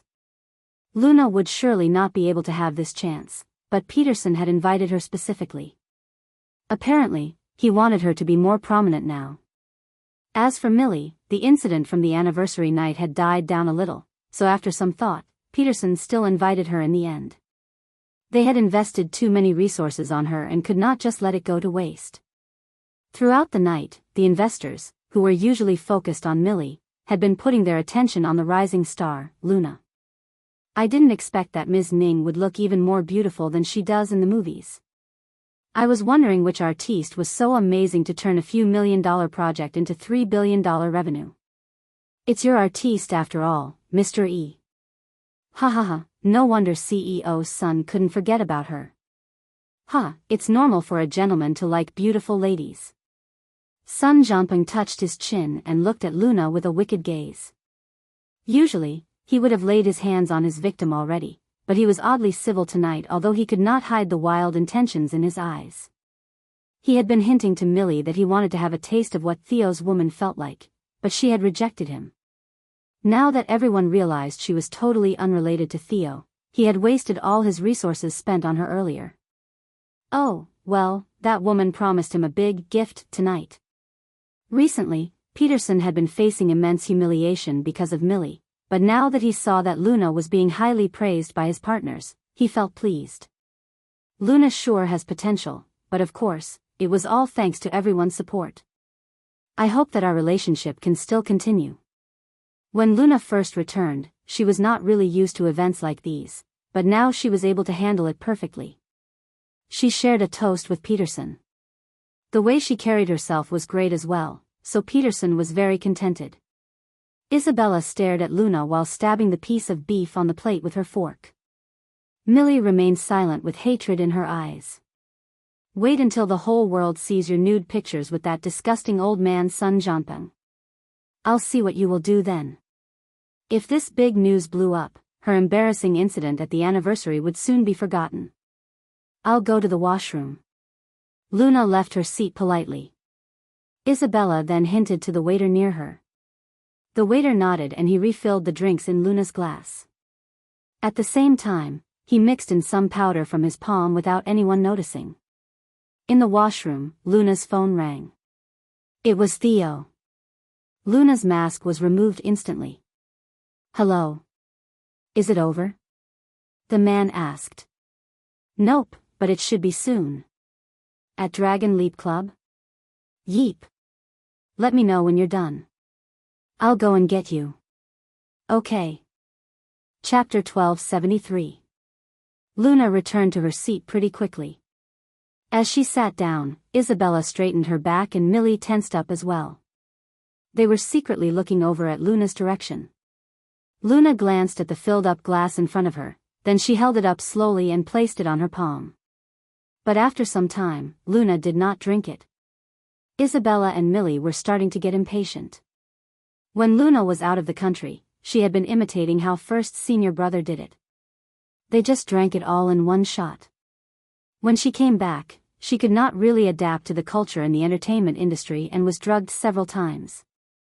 She would never make that kind of mistake again. It was an unspoken rule that one should never drink any alcoholic drink after you leave your seat unattended, especially in a club or a dinner like this, as you would never know if it had been drugged. Moreover, both Isabella and Millie were here. She would be an idiot if she drank it. Millie could not wait any longer, so she stood up and made a toast. I'm very thankful for everyone's support towards Glory World and I. Here's one for everybody. Me too. Isabella stood up as well. Several other artistes followed their example, including Luna. Peterson felt relieved when he saw Millie's considerate behavior. Millie finished her drink, then glanced at Luna. Finally, Luna held up her glass and finished her drink as well. She then courteously used a white towel to wipe her mouth. Millie and Isabella looked at each other in relief. Actually, Luna had not drunk the alcohol at all. She had spat it out into the white towel. "I'm sorry, everyone. I think I'm a little drunk now. I'll go back to my room first." Sun Jianping could not wait anymore, so he could not focus during the dinner. Instead, he went back to his room before 11 p.m. After Sun Jianping left, most people did not drink much and left soon after. Dragon Leap was one of the top clubs in town and the location was very quiet, so Peterson had booked rooms for everyone to stay there for the night. After the dinner ended, Luna sent Theo a message and she went back to her room. In the dark, Luna did not change her clothes. She lay down on her bed without any intentions to sleep, feeling a little excited.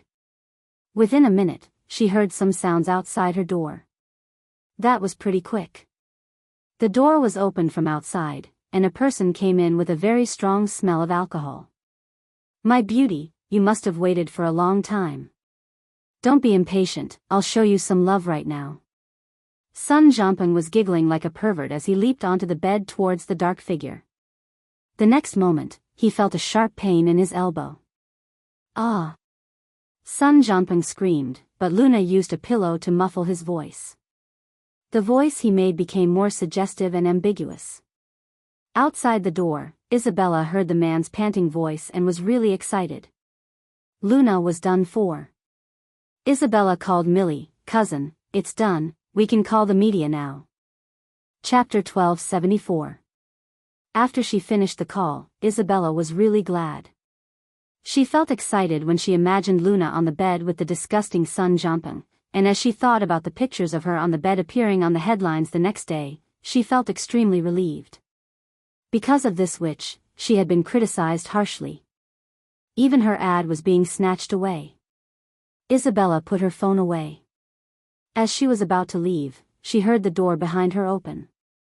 Someone was pulling on her arm, and before she realized what was happening, she was already inside the room. Bang! The door closed. Isabella was confused. When she realized what was happening, it was already too late. A thick arm tossed her onto the bed roughly. There was the sound of garments ripping and she felt pain in her lower region. Aside from Luna's drink, they had actually drugged Sun Jianping's drink as well. It was several doses stronger than usual. At this moment, Sun Jianping had lost his mind and was crazily expending his energy on Isabella. What had gone wrong? Isabella could not even scream. As she was struggling, a slap rendered her unconscious. Outside the door, Luna heard the man howl with a satisfied grin. "Checking up on your bad deed? Time for your karma." Luna went to the reception and got herself a new room, then she sent the new room number to Theo. At the lobby, the waiter who drugged Luna drinks saw her, his face full of shock. Was that not Luna? She was supposed to be in the room with Sun Jianping. Why was she here? Millie walked around her room with delight after she heard Isabella's call. Finally, she could take her revenge. "Have you called the media? Have them come tomorrow." No. Have them come now. I heard from Isabella that they're already doing it. Let the vice president and the other partners see how promiscuous this woman is. Millie said. Chloe was relieved and she smiled. Rest assured, I've made arrangements. The media will be here in half an hour. Only Luna would receive the backlash in this matter. It would not affect Sun Jianping at all. In fact, it would just be another notch on the bedpost for him. Tonight, she not only done Sun Jianping a favor, she had also destroyed Luna and could make people forget about what had happened before. Killing 3 birds with 1 stone. Chloe was really thrilled. She told Millie, "You're such a genius for thinking of this brilliant idea. Do you want to go and have a look later?" Millie sipped some red wine. Sure, of course, we have to be there. At the same time, Luna was already in another room. Theo would only arrive sometime later, so she took a shower first. When she was done showering, the doorbell rang. Luna put on her bathrobe, then she opened the door while drying her hair. At the door, Theo felt a little nervous when he received Luna's message about changing rooms. He straightened up when he saw Luna in her bathrobe. Chapter 1275. When she saw Theo standing at the door in a daze, Luna pulled him in. "Did you have something to do nearby tonight?" Luna asked. I had a dinner." The fresh fragrance of the girl's post-shower aroma lingered in his nostrils. Theo had a straight expression that said, "It was for work and not for my wife that I had specially gone for the dinner." As Theo spoke, he took the towel from Luna's hands and started to help her dry her damp hair. Luna enjoyed the devil's service like a little kitten. "Why did you change your room number?" Above her head, Theo's question came. Luna smiled coldly. "Because it was too dirty." Then, Luna explained succinctly the events of the night to Theo. Theo's face was as cold as the northern wind. Initially, he was ready to end the issue because that woman had saved little treasure once, but now, even if he had promised Luna not to intervene in her problems, there was no way he could not do anything about this. "Don't be angry. When I left, Isabella was coincidentally on the phone outside the door, so I just pushed her in." Luna had a cunning expression on her face. "Sorry, I'm still angry," Theo said with a stiff face, already deciding to do something about this. At the same time, at the entrance of 801 Presidential Suite, when the reporters heard the news, all of them rushed over. More and more people were surrounding the door with excited expressions. "Is it really Luna inside?" "Definitely. The person who leaked the info is someone on the inside." "Whoa. This is disillusioning. Bro, she is my Prince Charming. I can't believe she'd get together with that perverted Sun Jianping. That's why they say we may know someone's exterior but not their true nature. It's best if you don't believe the tricks of actors. Just look at Millie." In the corner, when Millie and Chloe saw that almost all the reporters had arrived, they exchanged a look before making a call to let the waiter open the door for the reporters. "Where's Isabella gone to?" Millie had been so immersed in her excitement of Luna's misfortune that she just realized that Isabella had disappeared after her first call and had not returned to the room to look for them either. "Forget about her. She's probably rolled into some investor's room," Chloe said nonchalantly, guessing that Isabella had gone to look for her own patron tonight as well. The waiter had rushed over after receiving the call. Because she had seen Luna in the hall earlier, she kept thinking that something was odd, but she did not care. As long as she followed orders, she would do whatever the ones paying her told her to. Thus, the waiter pretended to shoo the reporters, but she intentionally opened up the door amidst the chaos. The instant the door opened, all of the media swarmed in and crazily squashed into the room. The scene in the room did not disappoint them at all. The room was filled with a sweet and unctuous scent mixed with a nauseating alcohol stench. There was even the metallic whiff of blood in the air. When he saw the reporters rush in, Sun Jianping still went crazy on the woman and his face was filled with lust. The woman's face was buried in the blankets and her body had been bitten bloody with signs of bruises. It was a ghastly sight. All of the reporters' eyes flew wide at this shocking sight, but soon they returned to their senses and then came the flashes and clicking of cameras. Save me, cousin, save me. Sis Chloe, save me, help." Isabella had regained consciousness now, and she started to call out for help. At this moment, one reporter started to realize, this doesn't seem like Luna. "Huh? Not Luna? Then, who is it?" Right then, Sun Jianping violently clutched Isabella in a different position, instantly revealing her face before all the media. All the media were utterly shocked. Isabella. It's not Luna. It's Isabella." Chapter 1276. When they noticed the situation in the room become increasingly odd and even heard some people indistinctly mention Isabella, Millie and Chloe suddenly had a bad feeling in the pits of their stomachs. What happened? Why did they hear someone say that the person in the room was Isabella? While the media's attention was focused on what was going in the room, the two quickly closed in to check what had happened. At last, when they were clear about the situation inside, they were frozen with shock. Why was the person inside not Luna, but Isabella? How could it be Isabella?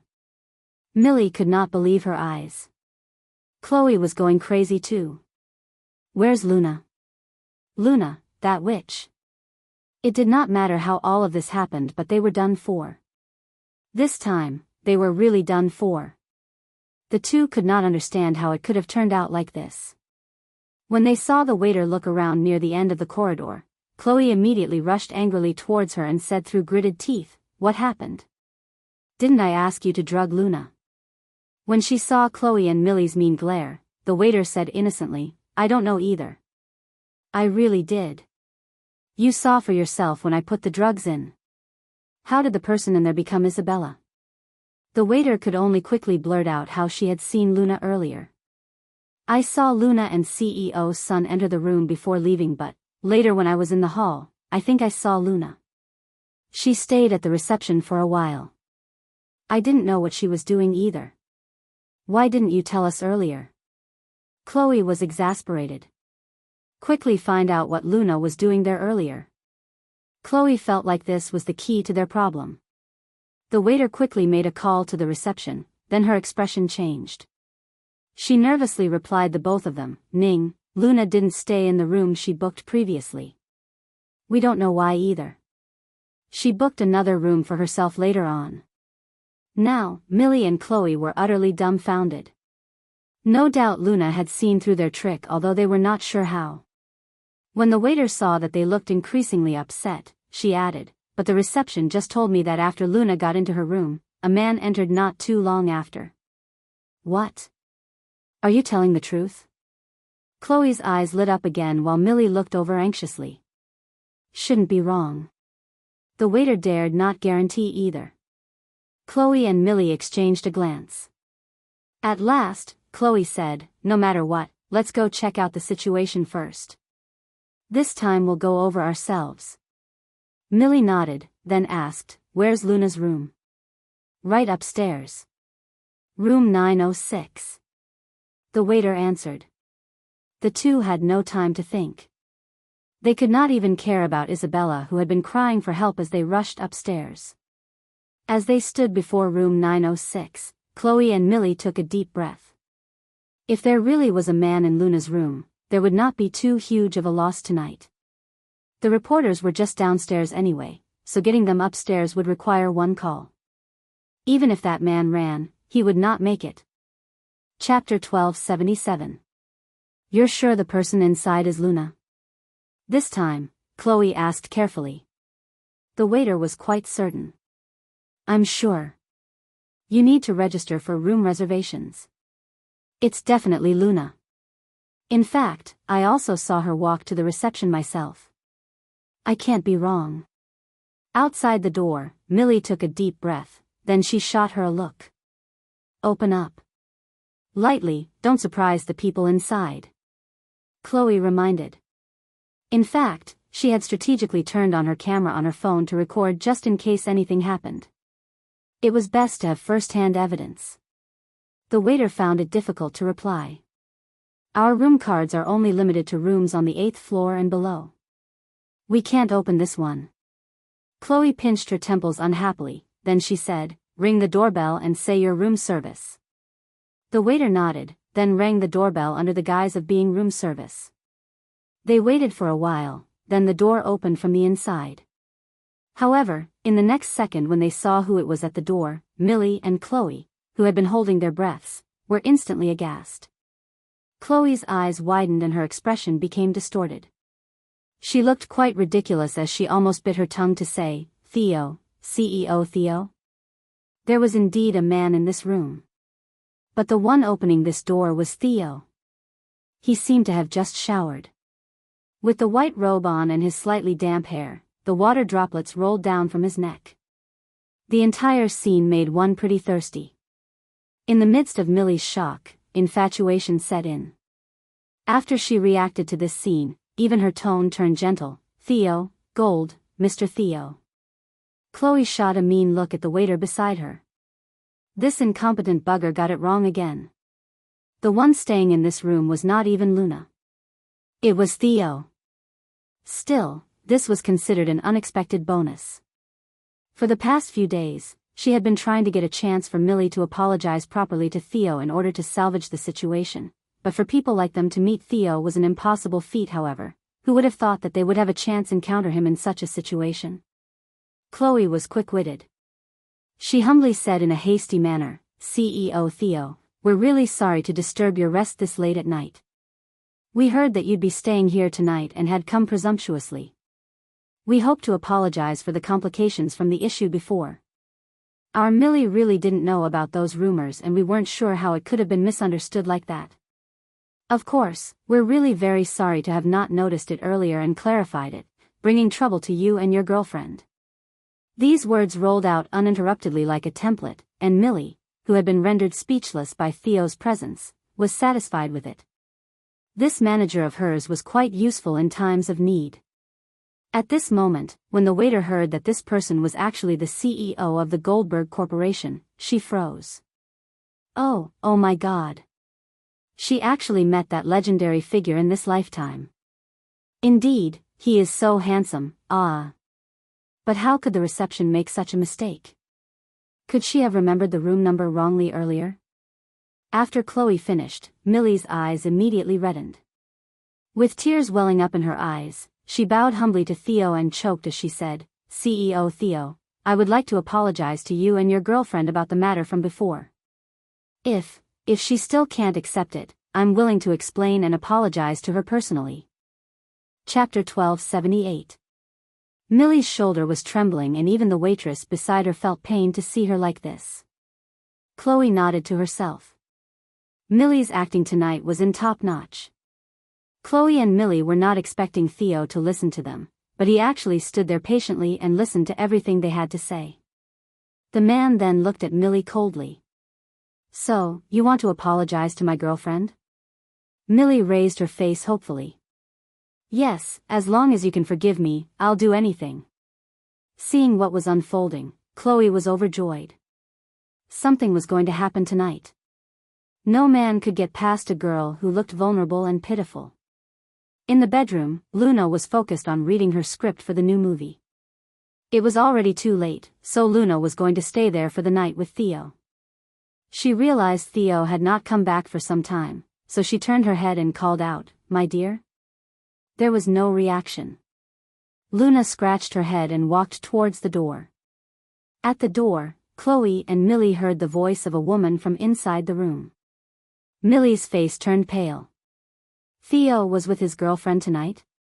She thought Theo would be the cold type and would be very restrictive in his love life as well. She envisioned the woman he liked to be similar.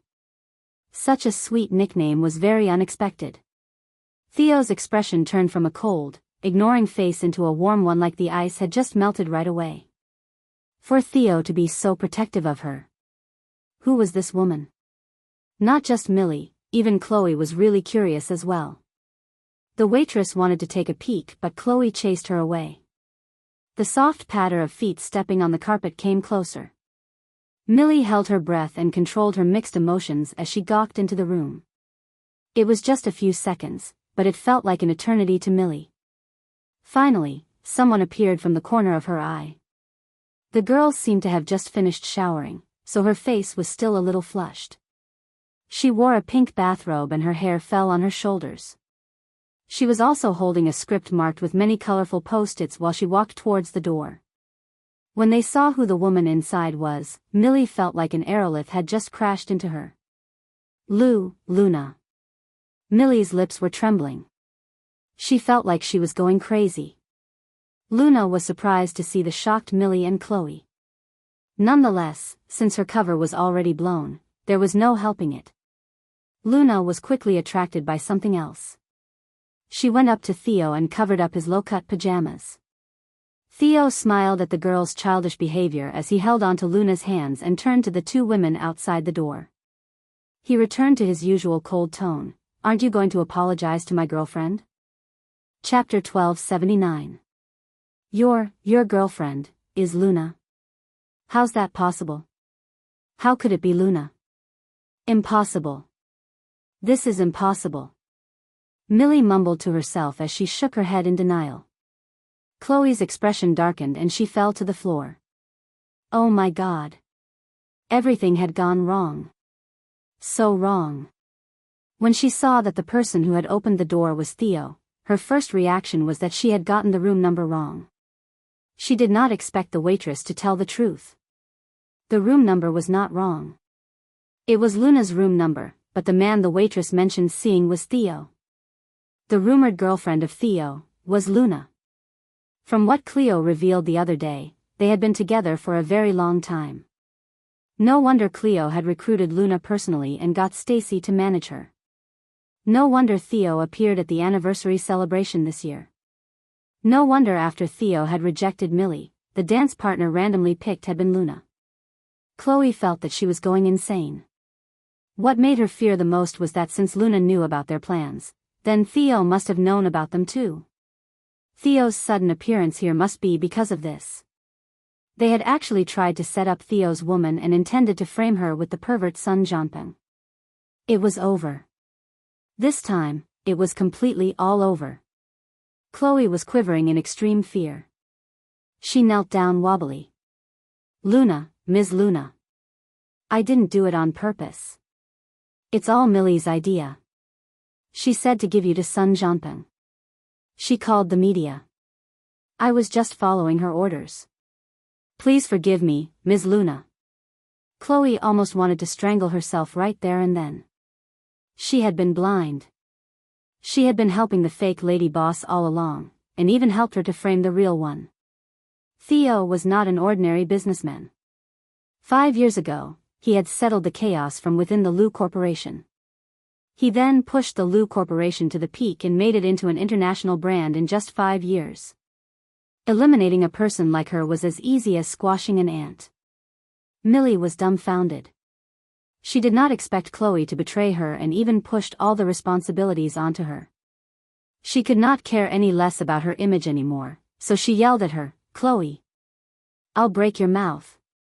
You're the one who planned to use Mr. Theo. You planned everything tonight and now you're pushing the blame on me. She was exasperated. Why was she not Theo's woman?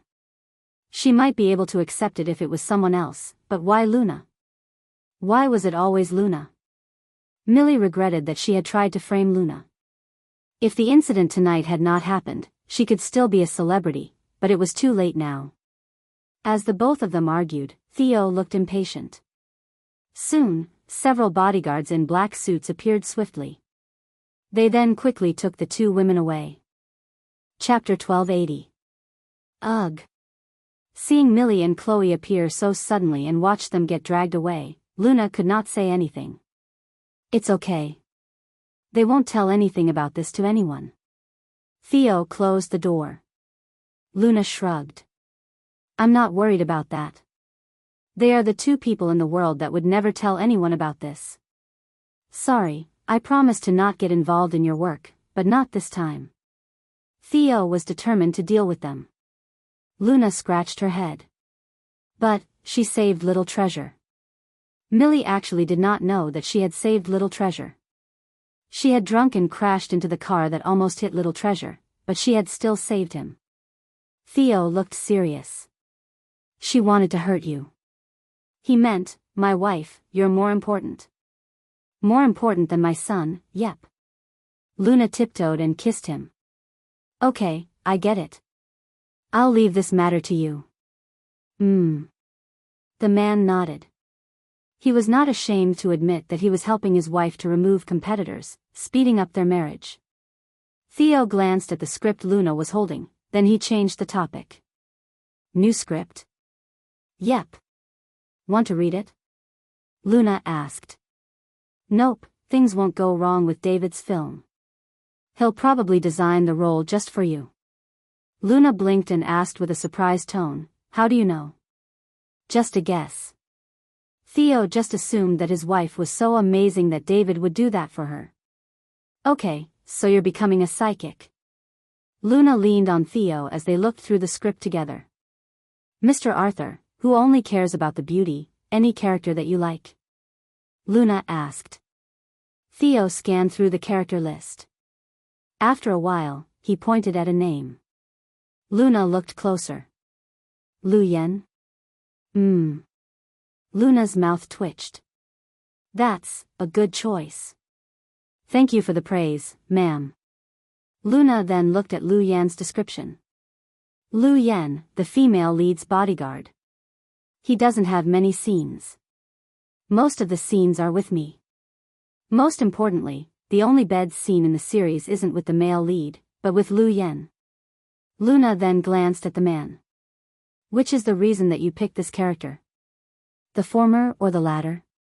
Both, Theo said with a straight face. Okay. As Theo and Luna lay on the bed comfortably, things were becoming chaotic downstairs as more and more reporters arrived. It was not just because of Isabella. People had also seen Millie and Chloe being thrown out in big fabric bags by men in black suits. The news broke out like wildfire within the industry. The next day, every entertainment news website had nearly the same headlines and almost everyone was talking about it. Chapter 1281. All the media coverage was filled with headlines such as the Isabella sex scandal and Isabella's passionate XX. There were even pictures and videos attached. News such as Millie banished after unsuccessfully seducing Theo and Millie banned dominated the headlines too. The internet was in chaos.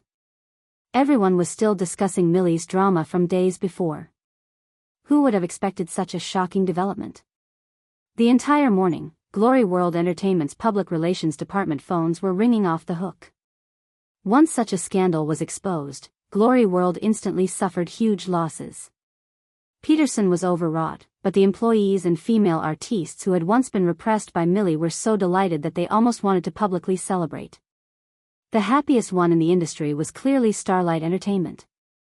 Starlight Entertainment, which had been suppressed by Glory World Entertainment when it had once been the leader in the industry, was now rejoicing at its rival's misfortune. Of course, not everyone in Starlight Entertainment was equally joyful. Emma slammed the newspaper in her hands onto the table and looked utterly upset. What's this Millie doing? She had been hoping for Millie to make a move. That way, she would not have to do anything to get rid of Luna since someone else would do the dirty work, yet here she was watching Millie ruin her own quality brand bit by bit. When Theo had publicly clarified, rejected, and humiliated Millie before this, she was not at all worried that Millie had no support. Instead, she was sure that Millie would not hesitate to get rid of her archenemy, Luna. When she thought about this, Emma had been in a pretty good mood. However, who would have anticipated that the news would be about Millie, Isabella, and Chloe's complete defeat? Sophia frowned as she said, logically, Chloe shouldn't make such a mistake. How did she let someone get a handle on something that could be used against them? She even let the reporters get their pictures. The three of them couldn't defeat that witch, Luna. What a bunch of morons. Emma was furious. Sigh, this is tricky. Without Millie, wouldn't Luna be even smugger? She's directly under Cleo and has recently become very popular. I'm afraid all of the opportunities from the Goldberg Corporation that were meant for Millie will now be hers. Sophia looked worried. Who would have thought that the inflexible Luna would now swim like a fish in the water within the entertainment industry? Even Millie had fallen by her hand. Analyzing Luna's steps in the industry closely, she had really been advancing gracefully and climbing up the popularity ladder at a speed that was worth fearing. Sophia dared not to think anymore. Otherwise, she might drown in her regrets again. Now that the situation had reached such a point, there was no turning back. Emma gritted her teeth and called Luna. Hello, sister, congratulations. Didn't think you'd be this amazing. When she received Emma's call, Luna was not surprised at all. What's up? Let's meet up. Sure. She could guess the reason Emma wanted to meet up with her. Since she was free anyway, it would be fun to play around with her. An hour later, in a certain cafe. Emma was frank. I won't beat around the bush. I'm sure you know very well why I've asked to meet up. I can give you a price 3% higher than the market rate to purchase that 10% in shares that you hold.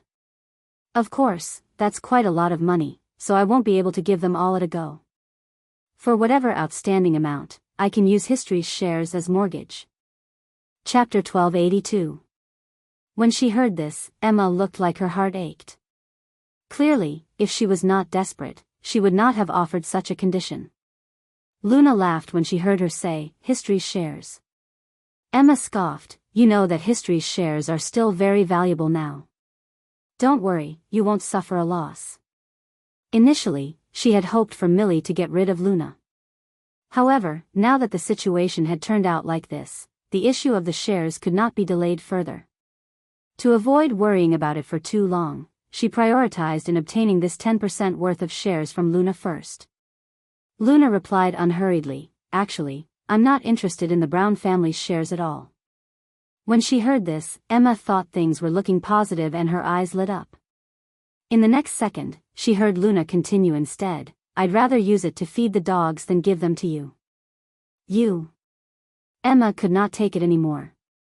She was clearly insulting her by implying that she was inferior to dogs. There was a darkness in Emma's eyes. "Luna, don't forget that I still have something against you. If I expose your scandal from years ago." Luna did not seem to care.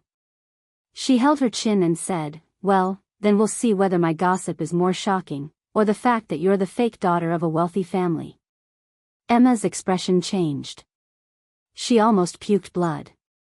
At last, the two of them parted on bad terms. The people in the Brown family were quite organized. Luna had just finished meeting up with Emma when Thomas called her. "Luna, my good niece. Do you have time to meet up for a meal? Second uncle will treat you." When it came to trash men like Thomas who deceived his first wife, then cheated to give birth to several bastards while driving his wife insane, Luna was utterly disgusted and did not even have the mood to deal with him, so she just hung up. When she saw that it was about time, Luna went home and changed into a male outfit before walking towards the Goldberg Corporation for her advertisement casting. This time, the Goldberg Corporation had thrown in lots of money into this short commercial film titled 7 Days. They also invited 7 super popular male stars, and the shooting locations would be the 7 main industries under the Goldberg Corporation. The ad would feature all of the brands under the Goldberg Corporation, and its influence was estimated to be huge. Despite being trained well as a Goldberg Corporation employee by Theo, when they heard that they would be 7 Prince Charmings of different styles coming over for audition today, all of them could not help but be distracted the entire morning. They were there in the building, yet their souls were not. When Luna arrived, the entire building was filled with shrieks. The man surrounded by female employees had striking blonde hair with huge sunglasses on. He cheekily smirked. It was no other than Adam. When she saw the female employee's reaction, she guessed that Theo must have gone out for inspecting and had yet to return to the company. Someone in the crowd then turned to Luna's direction and shrieked again. Then, all the women surrounding Adam instantly ditched him to swarm towards Luna. "Luna bro. Luna bro. Luna bro. Husband. Prince Charming, I love you. Slow down. Be careful not to fall." Luna held a girl who had almost tripped from being pushed. "Ah, ah, ah." The only replies she got were their even more excited shrieks. Adam was speechless as his hand hung mid-air holding a pen. Chapter 1283. When he saw Luna's daunting popularity with the girls, Adam was about to break down inside.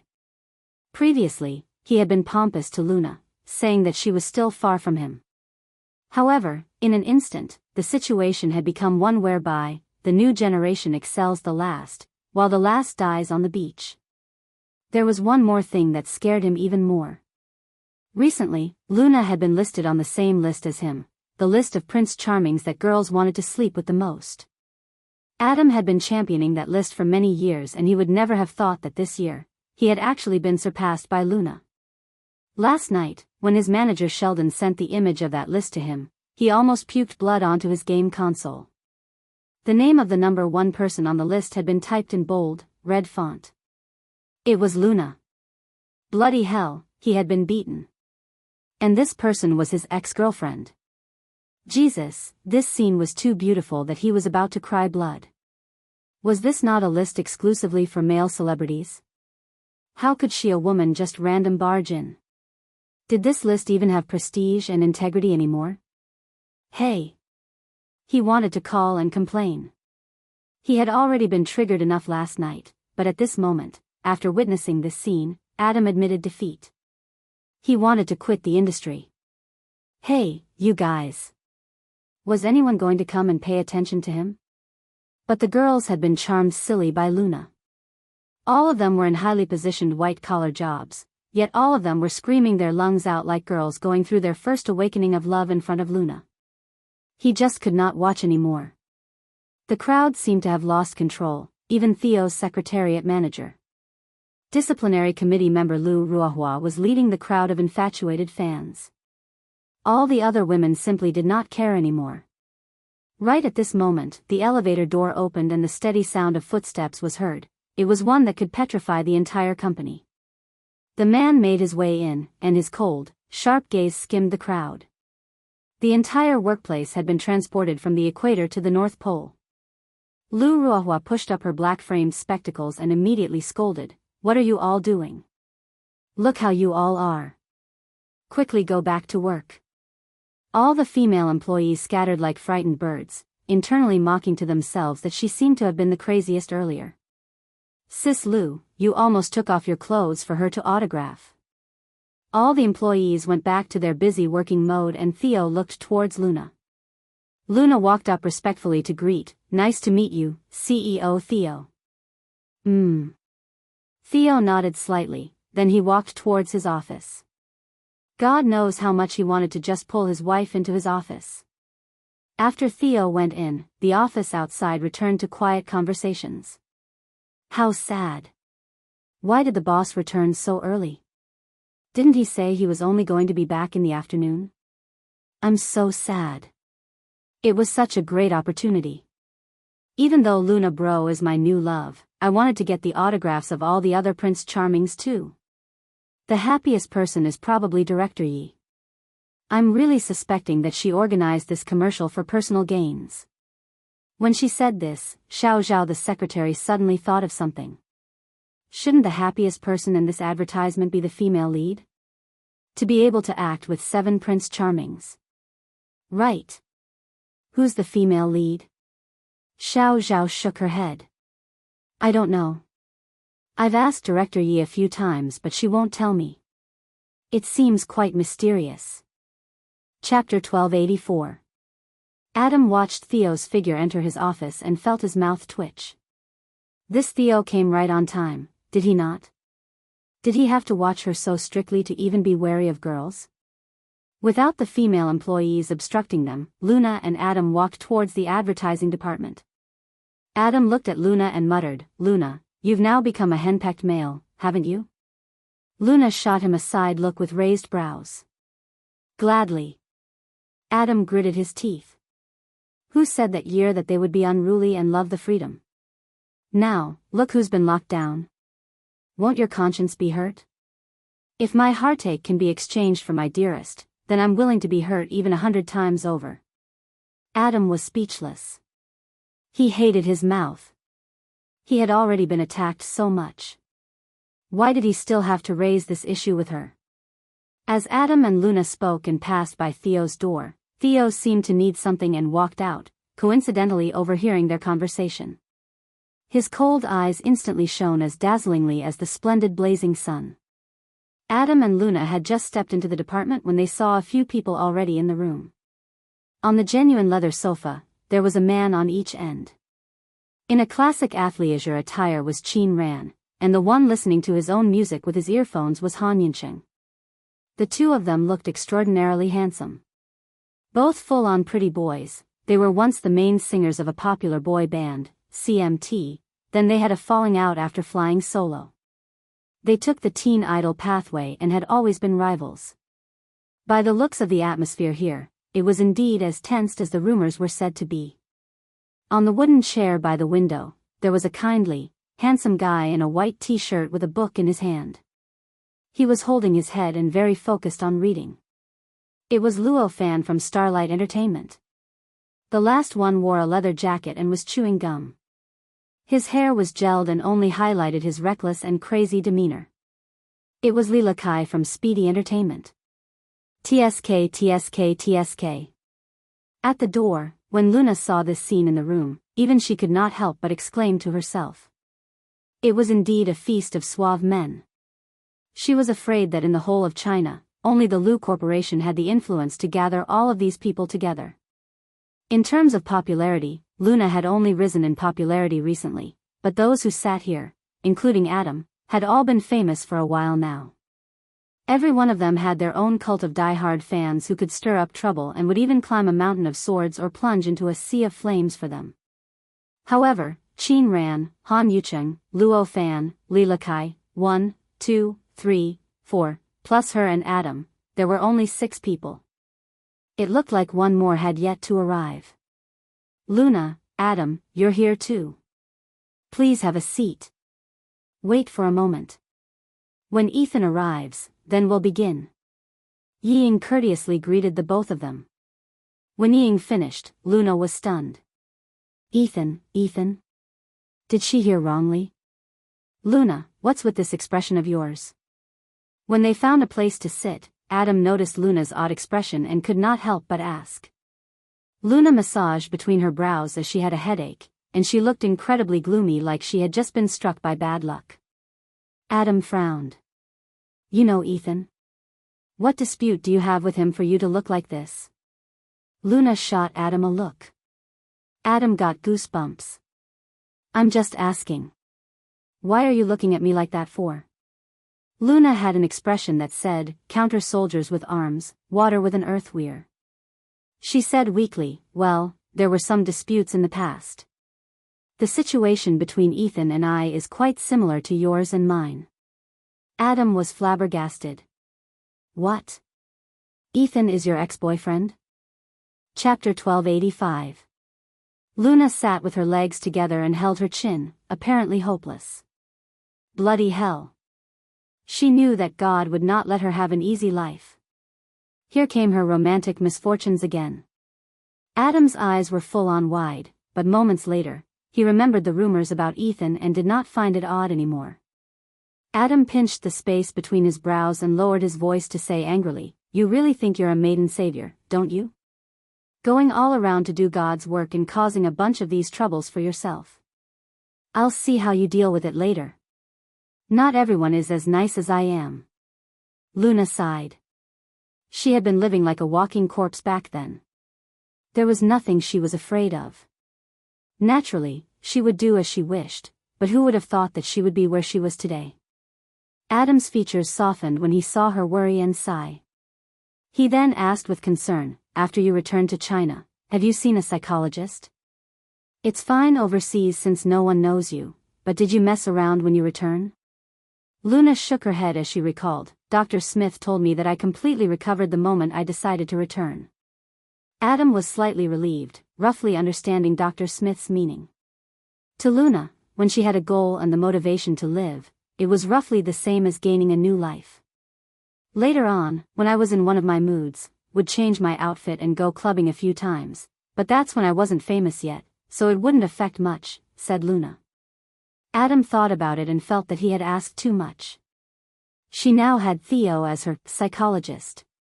She was living the high life and would not even need any doctor. As they discussed this, Adam suddenly went closer to Luna and looked delighted as he asked, what's up with you and Ethan? Quickly tell me. If that guy was worse than him, he would at least feel consoled. Luna slapped Adam's hand like it was meaningless dust and said, men and women should not get too close. Watch your image. Adam looked at everyone else who were busy doing their own thing and said, watch out, my ass. Look, who here is treating you as a woman? Luna was speechless. Okay, although all of them saw her and Adam with their arms around each other, everyone was extremely calm. No one felt like it was odd. Quickly tell me. Adam urged impatiently. Luna's mouth twitched. You're such a busybody. Almost more than your second uncle. At the same time, in Theo's office, Cleo flew in swiftly and bedazzlingly. Bro. Your wife's about to be gone. How are you still sitting here? An extremely familiar line. Theo looked up from his stack of documents at Cleo, then continued to work seemingly at ease. This kind of calm belonged to the first wife. Besides, he had already stuffed the wife with an incredibly sweet candy earlier. Cleo was worried as he observed while the involved remained calm. "Hey, bro. Don't ignore me. It's very serious this time. First class alert. No, special class. 6. Luna will be working with 6 exquisitely handsome men who are all attractive in their own ways." Theo still did not react. Cleo was anxious. Luna's ex-boyfriends cover the entire entertainment industry. What if there's one of them among the 6? Oh no, there's already one, Adam. What if there's another one? Chapter 1286. In the advertising department, Adam kept urging her, but Luna still did not want to share anything. She smiled and continued to relish his agitated demeanor. Not too far away, because he was bored from waiting alone, the gum-chewing Lilakai had walked over to Luo Fan. He looked at Adam and Luna and said, "Hey Luo Fan, what do you think their relationship is?" Luo Fan put down the book in his hand. He looked over and replied, "Probably best friends. They're from the same company after all, and they're both apprentices." Luo Fan did not have much of a strong background. The fact that he could get to where he was today relied primarily on his high EQ and his skills in handling people. He behaved carefully, so for such a question, he naturally gave a diplomatic answer. Lilakai pouted. He thought that Luo Fan was too pretentious and boring, so he went to look for Qin Ran instead. Time passed by and Ethan had yet to arrive. Many of them in the room started to look impatient. Only others waited for them, they were never the ones waiting. Was this Ethan doing this because he felt that he was superior to them? He just won some lame award in Spain and now one of the 4 prestigious movie awards. What's he so arrogant about? As popular as he may be, it'll be ruined by that horrible private life of his. Lilakai was furious now as he started to mock him without restraint. Qin Ran and Han Yucheng were also tired of waiting. If it had not been the Goldberg Corporation that had invited them this time, they would have pulled a long face and left a long time ago. Apart from Adam, who had been busy trying to get Luna to talk, the only person who remained calm in the room throughout was Luo Fan. "I'm very sorry. Please wait for a moment longer. Ethan is probably delayed by some issue. Let me call to ask." Yi Ying had also been periodically consoling everyone and speaking on behalf of Ethan with a warm and courteous attitude. That was right. Yi Ying herself was a loyal fan of Ethan. "Even though I don't want to admit it, but this Ethan is quite a few ranks higher than I am. How did you get him?" At this moment, the curious Adam suddenly thought of this. That's not right. Based on that guy's personality of taking revenge and all, he hasn't caused trouble to you even though you've been in the industry for so long. He probably can't even recognize you. "It's true that he can't recognize me in a female outfit," answered Luna. "Then, what are you worried about?" Adam was frustrated. Luna looked at him like he was an idiot. "But he knows me in my male outfit." Adam was stunned now. In confusion, he asked, "Ah? What do you mean?" Luna was done teasing him, so she finally said, "Are you an idiot?" "I mean that I was with him in my male outfit." What?" Adam exclaimed aloud, only lowering his voice when the others looked over. "Bloody hell. You turned him gay in your male outfit?" Luna shrugged. "Looked like it." Adam looked like he was in solidarity with the guy. Too cruel. You're too cruel." It turned out that Luna had gone easy on him. There were worse things than his situation. Adam had felt sullen for so many years, but at this moment, he felt redeemed. "Then, aren't you going to die tragically?" Adam suddenly said. This hatred she attracted was coming by the buckets. "Duh, why do you think I'm worried now?" Luna gave him a look that said, "Obviously, it's a sticky situation if it's worth my worry." Chapter 1287. Adam was astonished. He had to surrender to her now. "You're too cool." "I surrender." Luna stroked her chin.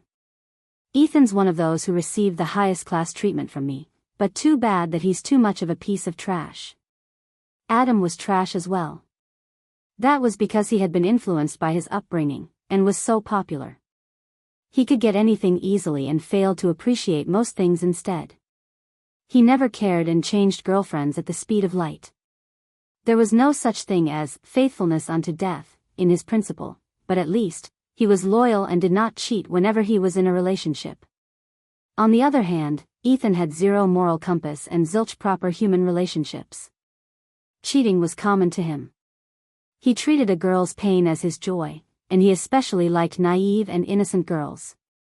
With that face of his, he ruined many girls. The number of girls who threatened to commit suicide for him could form a circle around the entire imperial city. He was insane. Forget about bending this person, even if he was bent broken, it meant nothing. Adam was in a good mood as he rambled on. I thought the one with the highest class treatment was me. Now you know how sweet I am to you, don't you? I do. Hey, why isn't Ethan here yet? I'm suddenly anticipating his expression for when he sees you later. Adam was more than a little excited. Speak of the devil, and he appeared. Ying pushed the door inwards with a wide smile. Behind her was a tall and lean man. The man wore a custom-made Armani suit with huge shades on, and he had brown hair, while his obsidian stud earring shone ever so slightly. The instant he took off his shades, revealing his handsome Caucasian face, the man seemed to be looking for someone as his sharp gaze skimmed the entire room. 3 seconds later, it fixated on the man beside Adam. He looked incredibly troubled, and it seemed like he was going to jump over and strangle someone anytime. This reaction was not too far from Luna's expectations. After Luna met the other person's gaze, she smiled wolfishly. It was so annoying that the man lost control and took a step forward, about to rush over. Thankfully, he had some rationality and restrained himself. After all, if they had caused a ruckus here, the others would find out the embarrassing incident about him turning gay. Luna was probably fearless for this reason as well. Even though the situation was rather sticky, she would never be afraid of anyone else apart from her dearest. After Ethan took off his shades, Ying stared stunned at his face. She almost forgot to speak, then she returned to her senses. I'm sorry for letting everyone wait for so long. Ethan is late because he was stuck in a traffic jam. Let's all head to the audition venue now. Adam could not help but feel a little disappointed when Ethan actually held back and there was no drama to watch. He lazily yawned and got up. Qin Ran, Han Yucheng, and Luo Fan had gotten up too. Who are you trying to fool by saying there's a traffic jam at this hour? The others chose to keep the peace, but Lila Kai was not easily fooled. Well. Ying trailed off awkwardly now. Director Yi, I've come because I trust your company. Yet now you've invited this morally inferior piece of trash to shoot the commercial with us. Did you not think about how it could implicate all of our reputations, or worse still, the Goldberg Corporation's reputation? Lila Kai spoke strongly. The moment Lila Kai finished, the room fell into an uncomfortable silence. Ying was about to smooth things over when Ethan spoke nonchalantly. Lila Kai, I just slept with your woman. Do you really have to hold a grudge against me till now? Chapter 1288. Everyone was floored. Because this was an incident from a very long time ago, not many knew about it. Of course, Lila Kai would never tell others about being cheated on. Who would have thought that today it would be brought up by Ethan with such an attitude? This kind of man had seduced someone else's woman but had the gall to provoke the cuckolded indifferently. Only Ethan could do such a thing. In the next second, a shadow flashed past. Lila Kai had rushed up and swung a fist at him in fury. Ethan leaned aside to avoid the punch, then he threw his shades up.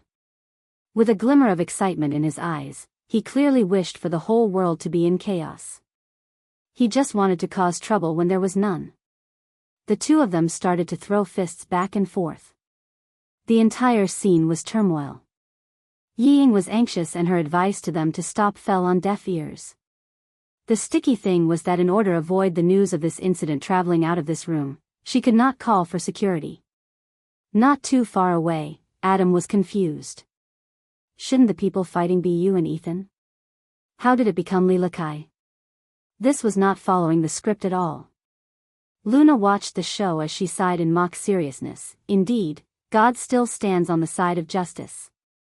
Who would have thought that these two would? Qin Ran muttered in shock. Han Yucheng, who had not interacted with Qin Ran since he entered, also could not help but chime in, "What's so odd?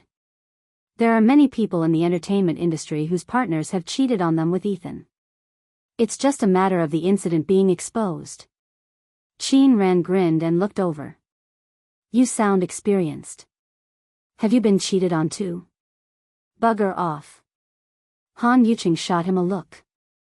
"But Ethan has been on hiatus in the past few years. It seems like it started about 3 years ago when he suddenly decided to change for the better. Not only did he cut off relationships with all women, he even stopped getting close to them. He started working on his self-restraint, and because of his repentance, he started to regain popularity again," analyzed Qin Ran. "It was probably pressure from the company. Who knows how he's like privately?" Han Yucheng scoffed. "Well, that's true. Stop fighting. Ethan, Lakai. Stop fighting, the two of you. Can't we have a peaceful conversation instead?" Ying was anxiously attempting to calm them down, but even she felt her words were a little weak. Ying was scared witless watching the two of them. She was afraid that they would get hurt, especially on their face. If that happened, the commercials shoot would need to be paused. She was personally in charge of this extremely important commercial and would never have thought that this would happen. Ying was so worried that she was about to cry.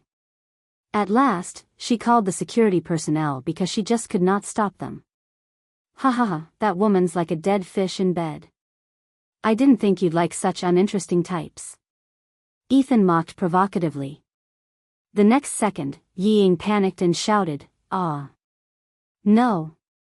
The two understood that they could not hurt each other's faces, so they still had some rationality left when fighting earlier. However, Ethan was really asking for it by taunting Li Lakai. In a surge of anger, Li Lakai's fist instantly impacted hard on Ethan's face. At the same time, Ethan had fought back and attacked his opponent's eyes. "Ah!" Ying squeezed her eyes shut hopelessly. The sound of a swift breeze swooshed past her. When she opened her eyes, she saw an unexpected scene. Luna had stood quite far away earlier. Suddenly, she had gone over and in one move, separated the two of them. Chapter 1289. Blind with fury, the two men had really gone at each other's throats and their punches were not light. To pull them apart at this moment was to get punched. So, no matter if it was Qin Ran, Han Yucheng, or Luo Fan, no one had any intentions to intervene. They all stayed far away instead. What a joke. Did they know how much insurance they had bought for their bodies? A slight knock or bump would delay their work in time, all of that was money. To randomly run over and get hit in the face? Who would take responsibility then? However, the instant Ethan and Li Lakai's fists were about to smash into each other, Luna used a hand to stop Li Lakai's fist, while the other steadily held Ethan's swift fist. The two had instantly been shaken apart. When Ethan's fist was held by Luna, he recoiled like he had been electrocuted while he looked upset. He suddenly did not have the interest to mess with Li Lakai anymore. Unfortunately, Li Lakai was not willing to let this go easily. He just pushed Luna's hand away roughly as he looked murderously at Ethan while charging at him again. Luna immediately stopped Li Lakai with his right shoulder and said into his ear, "Whatever it is, the two of you need to meet somewhere privately to resolve it. Why should you trouble a girl?" Li Lakai looked at Ying, who had been anxious to the point of tears, and reluctantly forced his fist down. Ying was actually a masochist.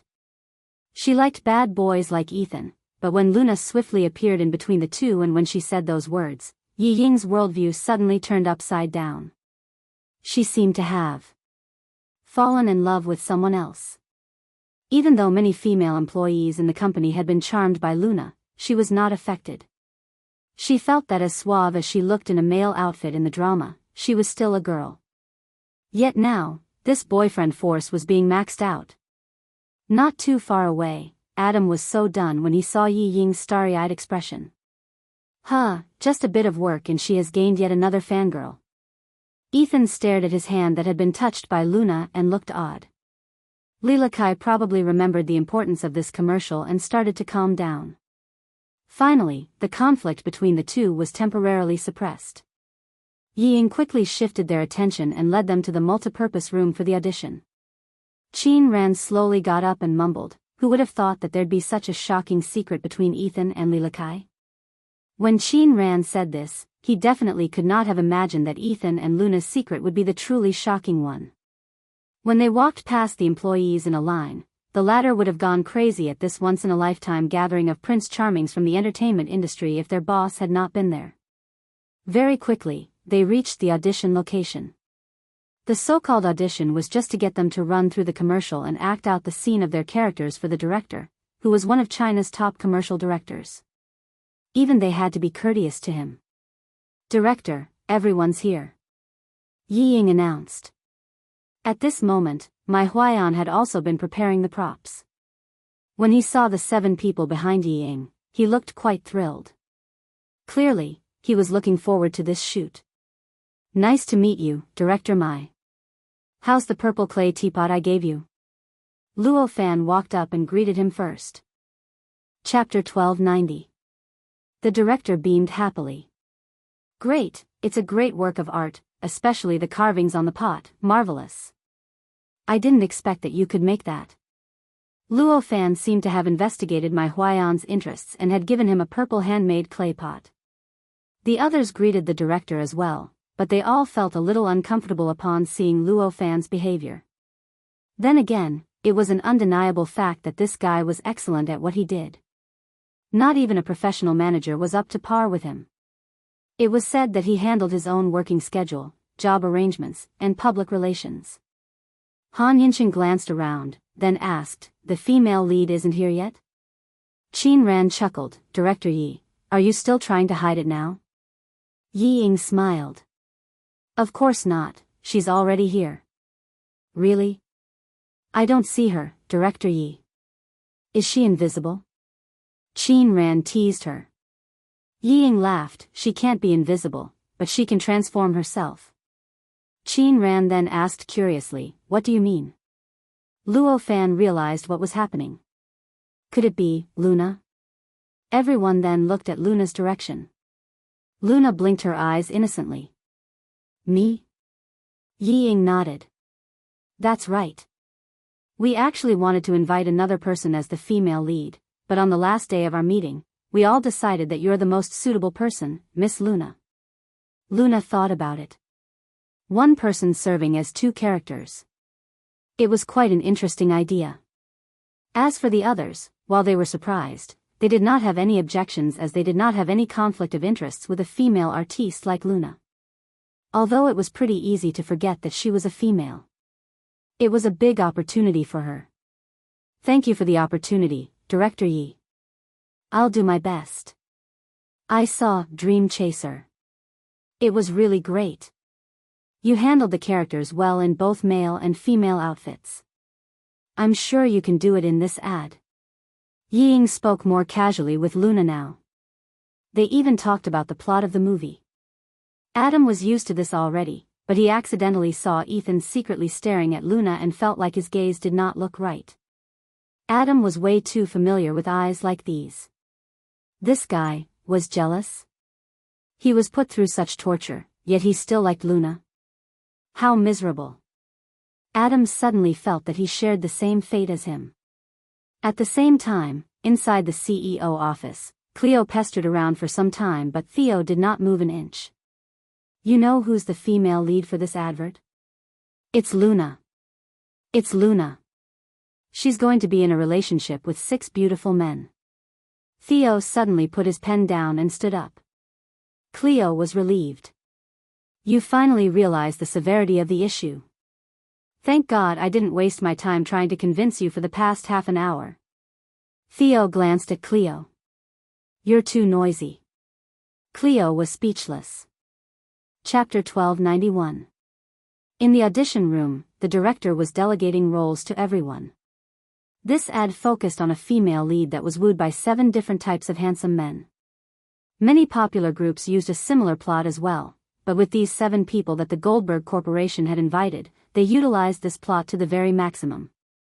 The idea of this plot was to mainly satisfy the fantasies of young girls, enlarging the brand's recognition among this target audience. Women had a great deal of spending power after all. Director Mai held the script and looked at everyone. So, Chin Ran, you'll be playing a young man from a rich family. No problem. Chin Ran seemed to be satisfied with his role. Han Yunsheng, you look much younger, so you'll be a student. He nodded. Sure. The director then looked at Luo Fan. Luo Fan, you'll be playing a biology professor. A fitting role for a person as knowledgeable as you. Luo Fan replied humbly, thanks for the praise. The director then looked at the miserable Li Lakai and the bored Adam. Li Lakai, you'll be playing a wild racer and, Adam, you'll just be playing yourself, a famous superstar. Li Lakai and Adam agreed without any problems. It was then down to Ethan and Luna. Mai Huayan flipped a page, then he looked at Luna first. Luna, I heard from director David that you're really professional, and very good at action scenes as well. It must be tough for a girl like you to come this far while being a stunt woman in your earlier years. Director David was overstating. It's part of my job, Luna replied. Mai Huayan nodded. You'll be playing a secret agent. There'll be an important fight scene in this. Are you alright with it? No problem.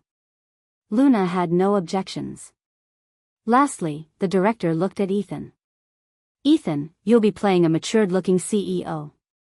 A lot of little girls like this type. Ethan was aiming towards this style after he changed his image. Mai Huayan gave it some thought and decided that this suited Ethan the most. As he was about to let them try out their characters, Ethan glared at Luna's direction.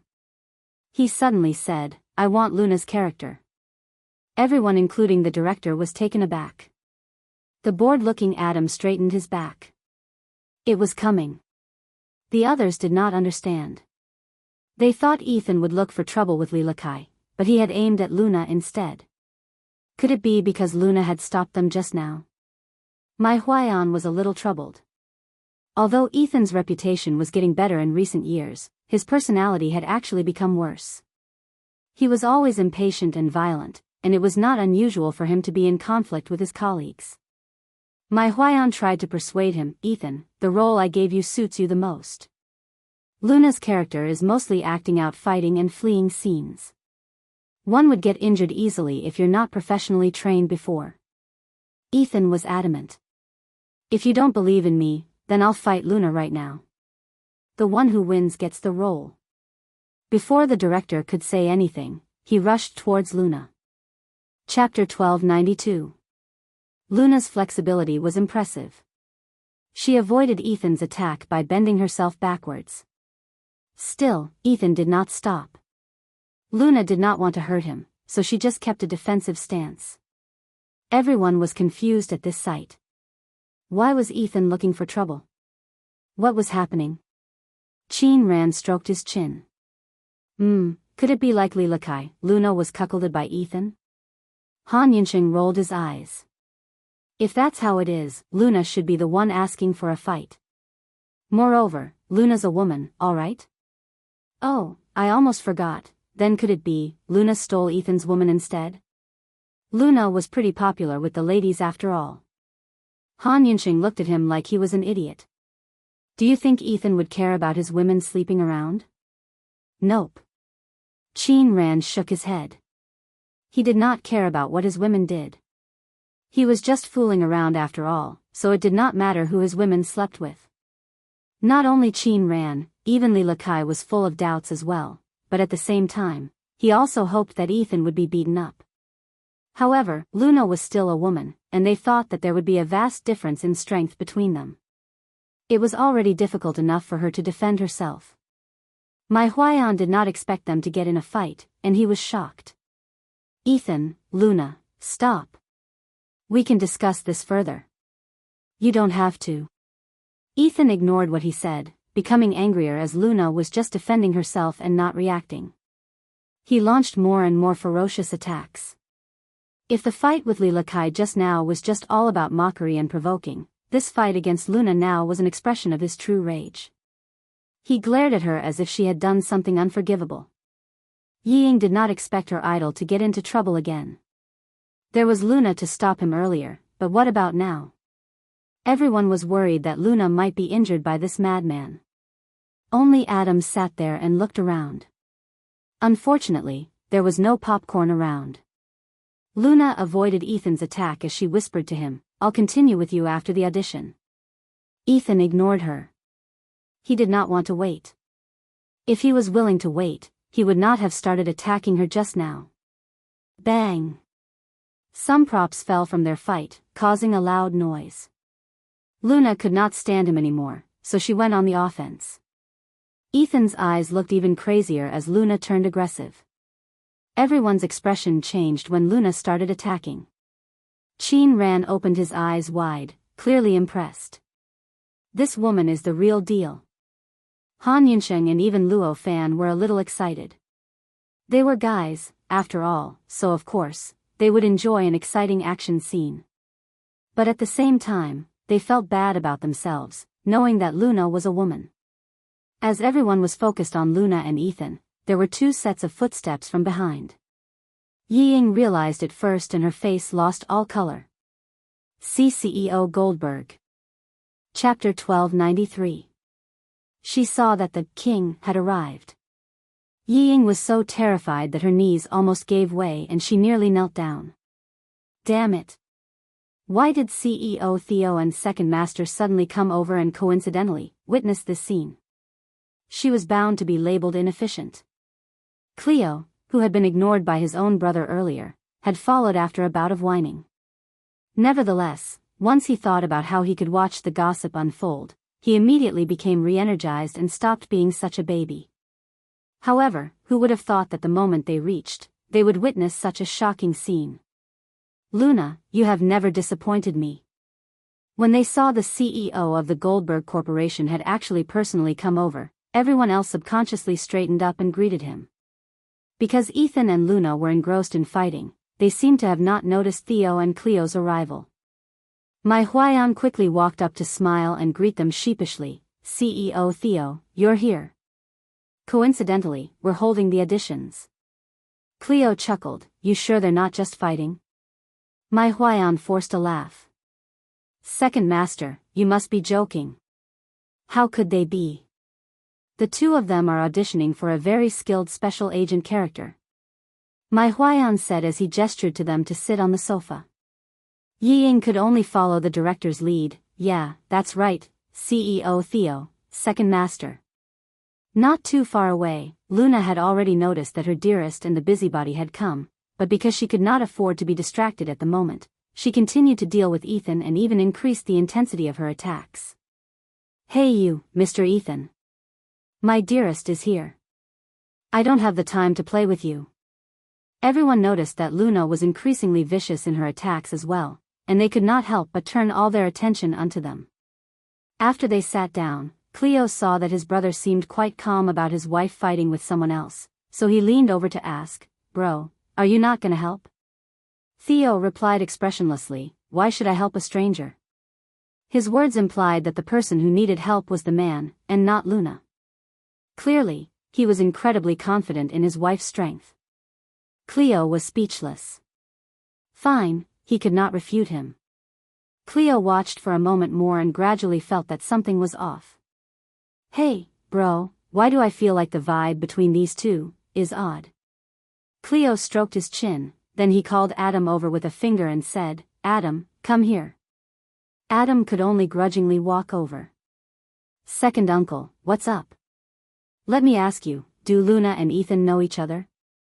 Is there some kind of vengeance going on between them? Cleo immediately hit the nail on the head. Adam looked in fear at Theo, then cleared his throat and said, Well, I think you should just ask Luna herself later. I'm not too sure either. Cleo put his arms on Adam's shoulders firmly and said, But you're obviously very in the know about this. Adam felt troubled. Uncle, don't make life difficult for me. Cleo raised his brows and muttered to himself, could he really be Luna's ex-boyfriend? Adam was stunned. How do you know? Whoa. It's true. Cleo's eyes lit up. Bro, I'm amazing, aren't I? I actually guessed it right. The moment he finished, Cleo felt a chill travel up his spine. His brother's expression had suddenly turned cold. Cleo immediately stopped bragging. He looked to Adam again and asked excitedly, "My good nephew, quickly tell me what exactly is the story?" Chapter 1294. Second uncle, I really know nothing. It's best if you ask Luna herself. Adam dared not to reveal much, lest he might get beaten up by Luna, so he just answered half-heartedly before swiftly escaping. Hey, where are you running to? Cleo called out, his curiosity getting to him. In the midst of his wondering, he finally remembered his brother and cleared his throat to console. Ahem, bro, it's all my fault for making such inauspicious remarks, but it looks like the two of them have become complete enemies.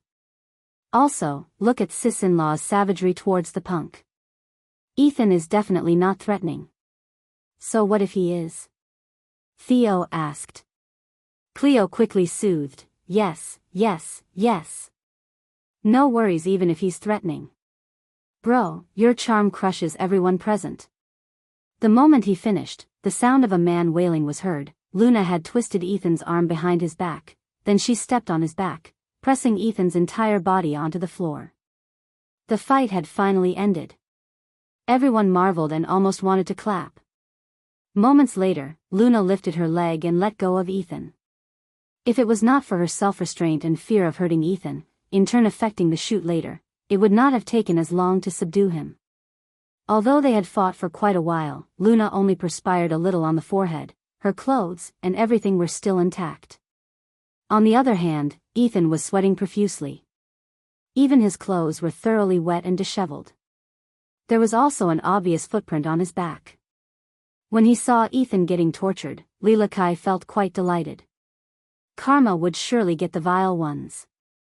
With this opportunity, Mai Huayan quickly said something to smooth things over. Very good, how exciting. Ethan and Luna are both talented, bringing us a visual feast, but in the end, Luna is still a cut above, so this character is best for Luna. Mai Huayan glanced at Ethan to probe. Ethan, you're alright with that, aren't you? Because the fight had been so intense earlier, Ethan had yet to regain his breath. He panted hard and did not say a word. His silence could be considered a tacit agreement. When Mai Huayan saw this act of submission, both he and Ying were visibly relieved following the calamity. Ethan slowly stood up, his gaze fixated on Luna. It was full of struggling, complex emotions. His eyes were not just filled with simple anger and hatred. All the while, Luna's attention was all focused on her dearest. Well, CEO Theo, shall we continue our auditions now? Mai Huayan asked.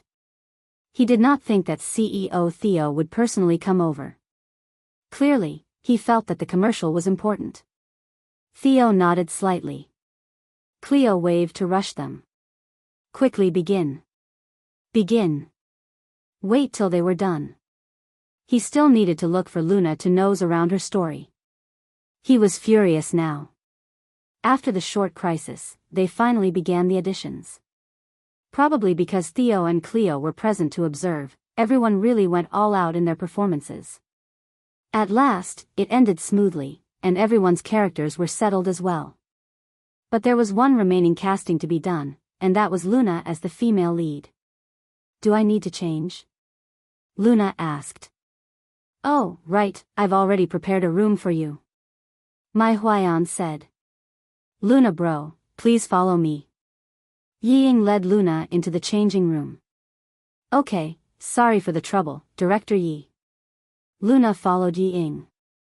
The remaining of those who had finished their auditions were curious. Apart from Adam, they had all seen pictures of Luna in a female outfit, but not in real life. Since Luna entered the changing room, Ethan had especially looked very restless as if he was waiting to pass his judgment. Chapter 1295. Theo did not stay any longer because he had a meeting soon, plus he did not want to disrupt her work, so he got up and left midway through the audition. Cleo thought about how he could not ask Luna anything at the moment anyway, so he left as well. Bro, don't you want to see Luna change into her female outfit? Cleo followed after him and asked. Theo shot him a look from the side. Like I've never seen her in it before? Cleo nodded like a chicken pecking on rice grains and said, oh, yes, you have. You've seen Luna in every shape and form. In fact, you get to see her however you want, in whatever form, unlike those inexperienced punks. Inside the changing room, Ying brought out the outfit that had been prepared for Luna, and there was also a makeup set ready. Luna bro, do you need me to call the makeup artist over? No, it's fine. I'll do it myself, Luna said as she took off her jacket, then unbuttoned her collar. Yi Ying's heart randomly skipped a beat. Well, then I'll go out first. Please change. Call me if you need anything. Okay. Luna nodded and unbuttoned the second button, revealing her fair collarbones and the indistinct trace of a white cloth binding her chest. Yi Ying quickly turned around and rushed out, even staggering and almost tripping on the way out. Outside the entrance, Adam's mouth twitched when he saw Yi Ying blushing. This punk, what did she do to this girl again? Actually, Luna had really been innocent this time. She had not been extraordinarily nice or anything. She really did not do anything. When Luna was changing and putting on her makeup inside, the few of them outside started chatting as they waited. Qin Ran read through the script, innocent, naive and adorable, and even obedient. This character is far too different from what Luna really is. They must be joking. Han Yuqing agreed. Based on Luna's image in a female outfit, she was practically on the level of the nation's queen. As for her in a male outfit, all of them had just experienced it, so there was no further explanation needed. Luo Fan was from Starlight Entertainment, and he had bumped into her quite a few times when she was still with Starlight, so he was not very curious about Luna in her female look. Instead, he was chatting away with the director. Lila Kai was staring at Ethan, still apparently angry. However, he noticed that the guy was distracted, seeming impatient and absent-minded. Moments later, the door to the changing room opened from the inside. Everyone subconsciously looked up at the door. At the entrance of the changing room, a radiant, red-lipped beauty stepped out, her pair of clear eyes sparkling as her white off-shoulder dress hugged her figure intimately. Her hair fell beautifully on her shoulders, and she balanced confidently in pink stilettos. There was a simple yet refreshing vibe to her. She was incredibly breathtakingly beautiful. The girl's expression seemed introverted, serene, and shy. She looked extraordinarily innocent, lovely, and obedient, making one feel protective of her. Whoa! Qin Ran dropped the script onto the floor, his mouth gaping open. Adam guffawed. She was tricking people again. Han Yuqing was dumbstruck. This. Lila Kai rubbed his eyes hard, and even Luo Fan was stunned as well. Ethan immediately stood up and his gaze was fixed on the girl. Shoot. You're really Luna. Way cool. How did you do this? Could this be a different person? Qin ran over and circled Luna a few times in disbelief. Chapter 1296. This was simply amazing. She was totally a different person. He could not believe it was her at all. As he was still in shock, Qin Ran extended his hand towards Luna's chest area. The quiet girl swiftly grabbed Qin Ran's wrist with a tight grip. Qin Ran screamed, "Ah! Stop! Bro! Friend! Let go! It's my fault! You're Luna! You're Luna, all right." Luna then let go of his hand. "Where were you thinking of touching?" Qin Ran squatted down and cowered. "I was just too shocked.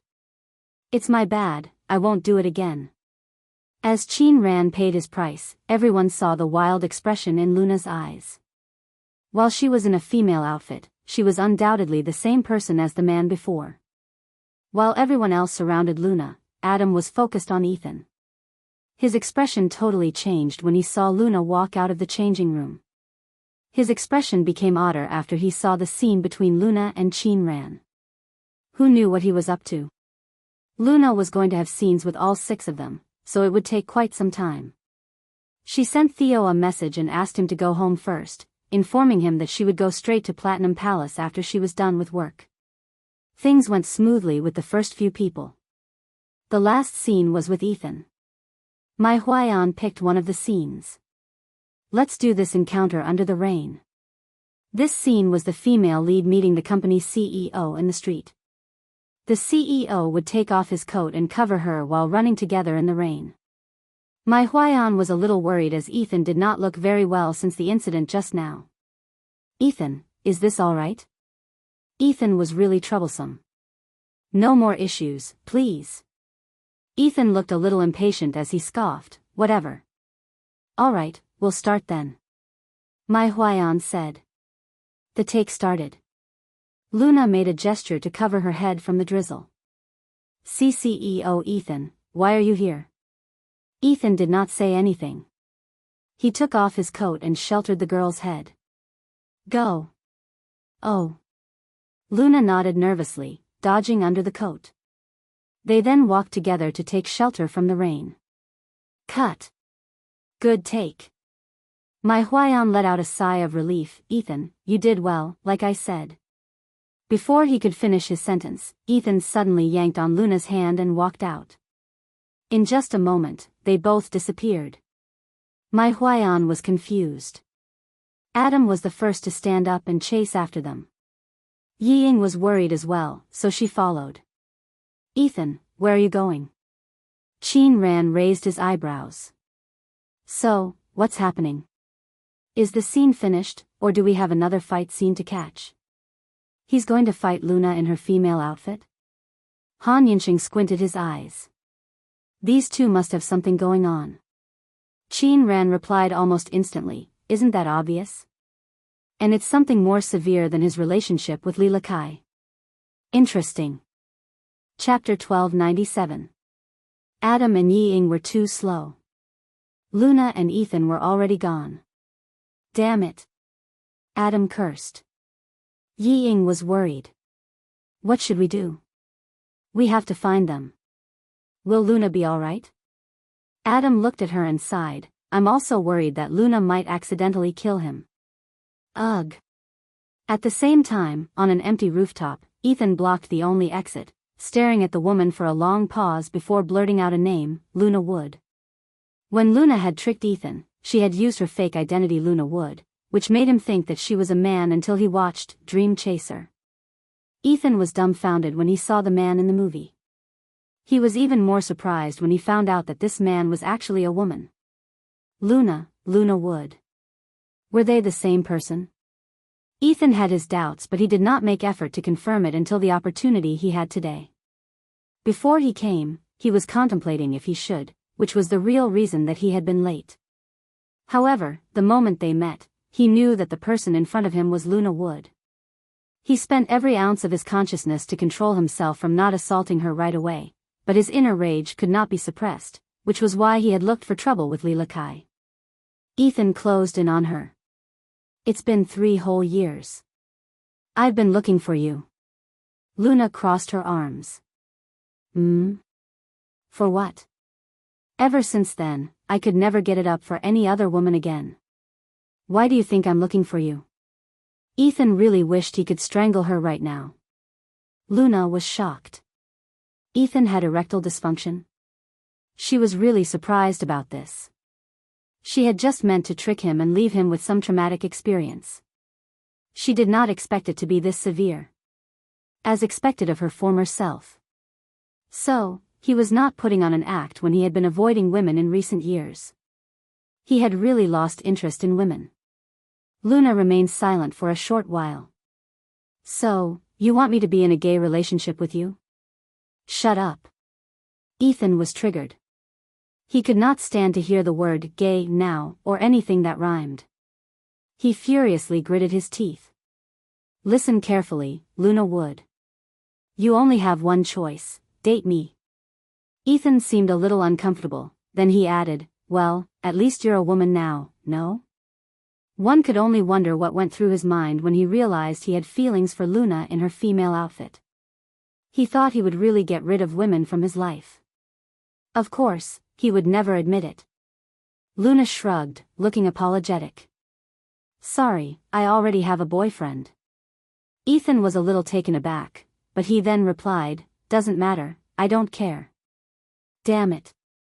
Whilst he had been struggling painfully every day, she had happily found herself a boyfriend. Luna rolled her eyes at him. You don't care, but I do, alright? Do you think everyone is as promiscuous as you are? Chapter 1298.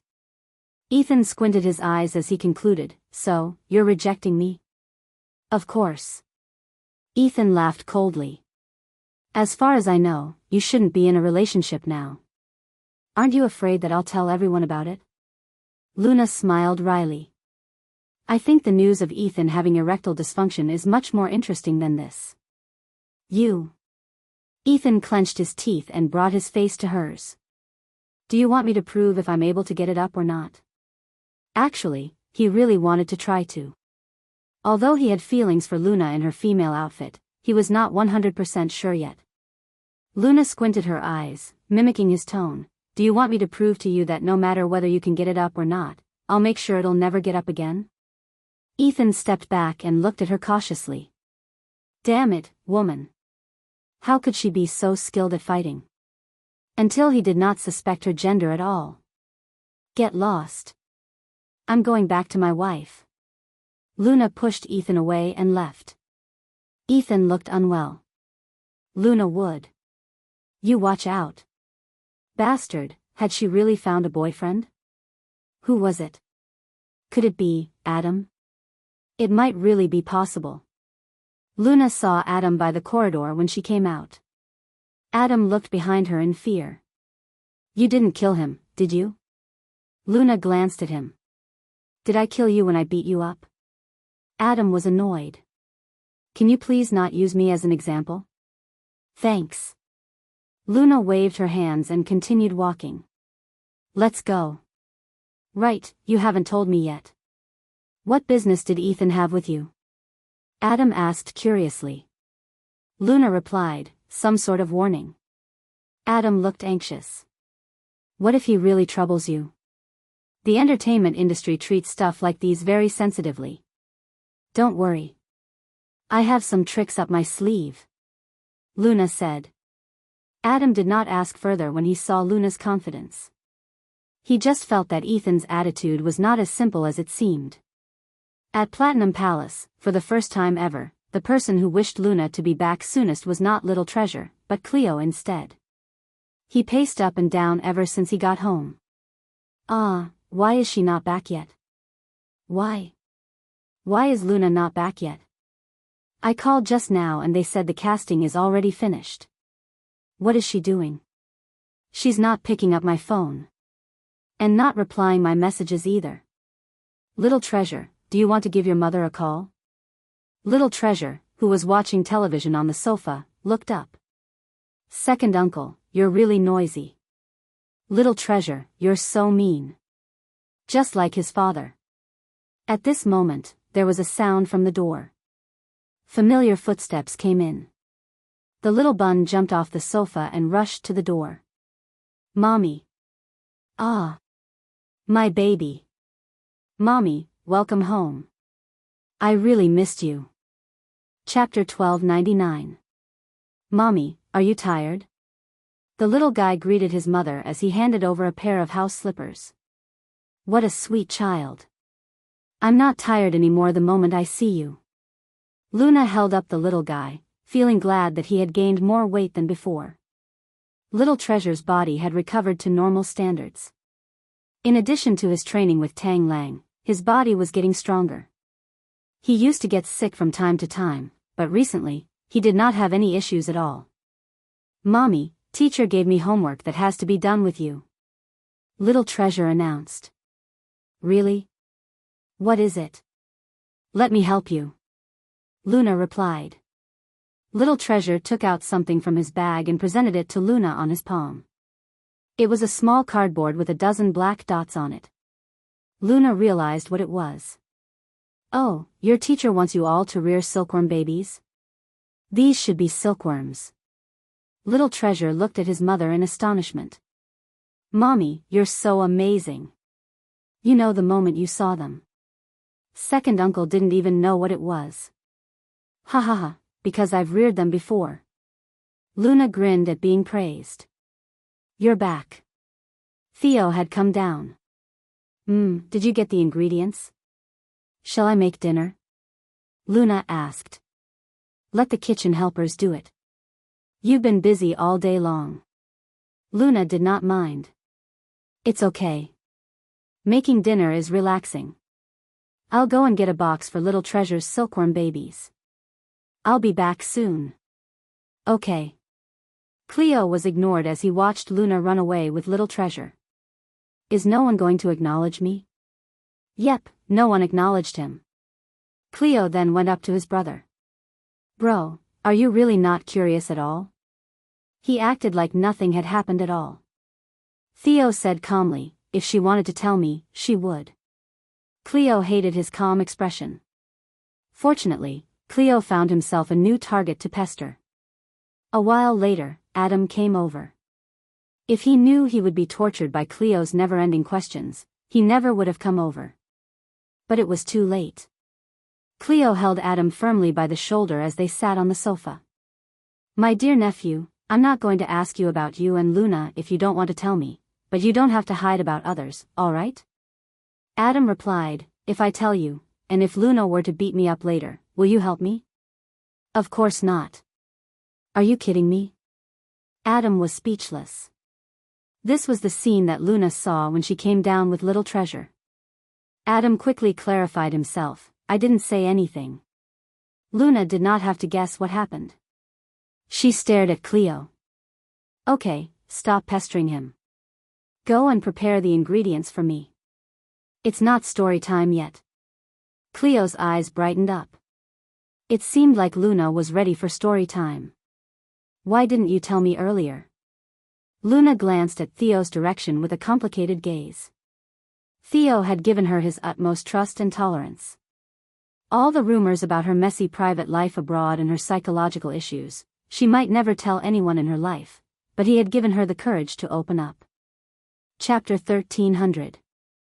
After dinner, Luna came downstairs after she put Little Treasure to sleep. It was a rare occasion for the house to be this quiet. Cleo's eyes sold out his paparazzi desperation. Well, Luna, if it's a really private matter, you don't have to tell us about it. I'm just concerned. It looks like Ethan has a great deal of hatred towards you. If anything has happened, you have to let me know, so I can do something about it. Luna rolled her eyes at him. She would love to see if Cleo would start crying should she ask them to go to sleep now. Any alcohol? Go and get something to drink. Luna told Cleo. Yes, yes. Cleo nodded. Wait. Luna suddenly yelled, going to Theo. Boss, can I drink a little tonight? Just a little. I'm going to stay here for the night and won't be driving. Theo ran his fingers through her hair. You don't have to say anything. Luna felt warm inside as she looked into the man's eyes. But I wanted to tell you. There are a lot of things that I can't achieve and can't tell you about. I don't know how far can I go, but I've been putting in effort. I've been trying to go higher. I want to remove the thorns on me to be closer to you, closer. Theo was intensely touched by her sudden outflow of emotions and he hugged her. It's all right, you don't have to remove the thorns. It doesn't matter if I get hurt. Somewhere nearby, Cleo and Adam were watching. Cleo spoke up, did they forgot about our existence? Adam replied, we exist. Cleo then went to fetch a bottle of good wine. Cleo tried to be understanding and cleared his throat, actually, if it's really private, the both of us can go back first. Luna said, it's all right, Adam knows about it, and you're Theo's brother, not just anyone. Most importantly, if she really left him out today, he would surely pester her later on. Cleo was surprised. Damn you, Adam. You knew after all. Luna poured herself a glass of wine. She took a sip and then looked at Theo. I'll keep it short. I do have some past conflict with Ethan. 3 years ago, I made him gay, and the traumatic experience seemed to have given him erectile dysfunction. Cleo was so bewildered by this that he spit out the wine. Luna bro, can you not give me such shocking news right off the bat? No matter how hard he guessed, he never would have thought of this. As expected of Luna. Cleo took a deep breath. Can I ask why is it that all of your exes have such miserable experiences? Because they're all trash. Luna replied matter-of-factly. And you still went out with them? Cleo suddenly understood something. When he heard about Luna, he did not know anything about her. He just knew that all of her exes were pretty miserable, including Adam. It was his first time being abandoned by someone. At first, Cleo thought it was all a coincidence, but now he realized maybe it was not.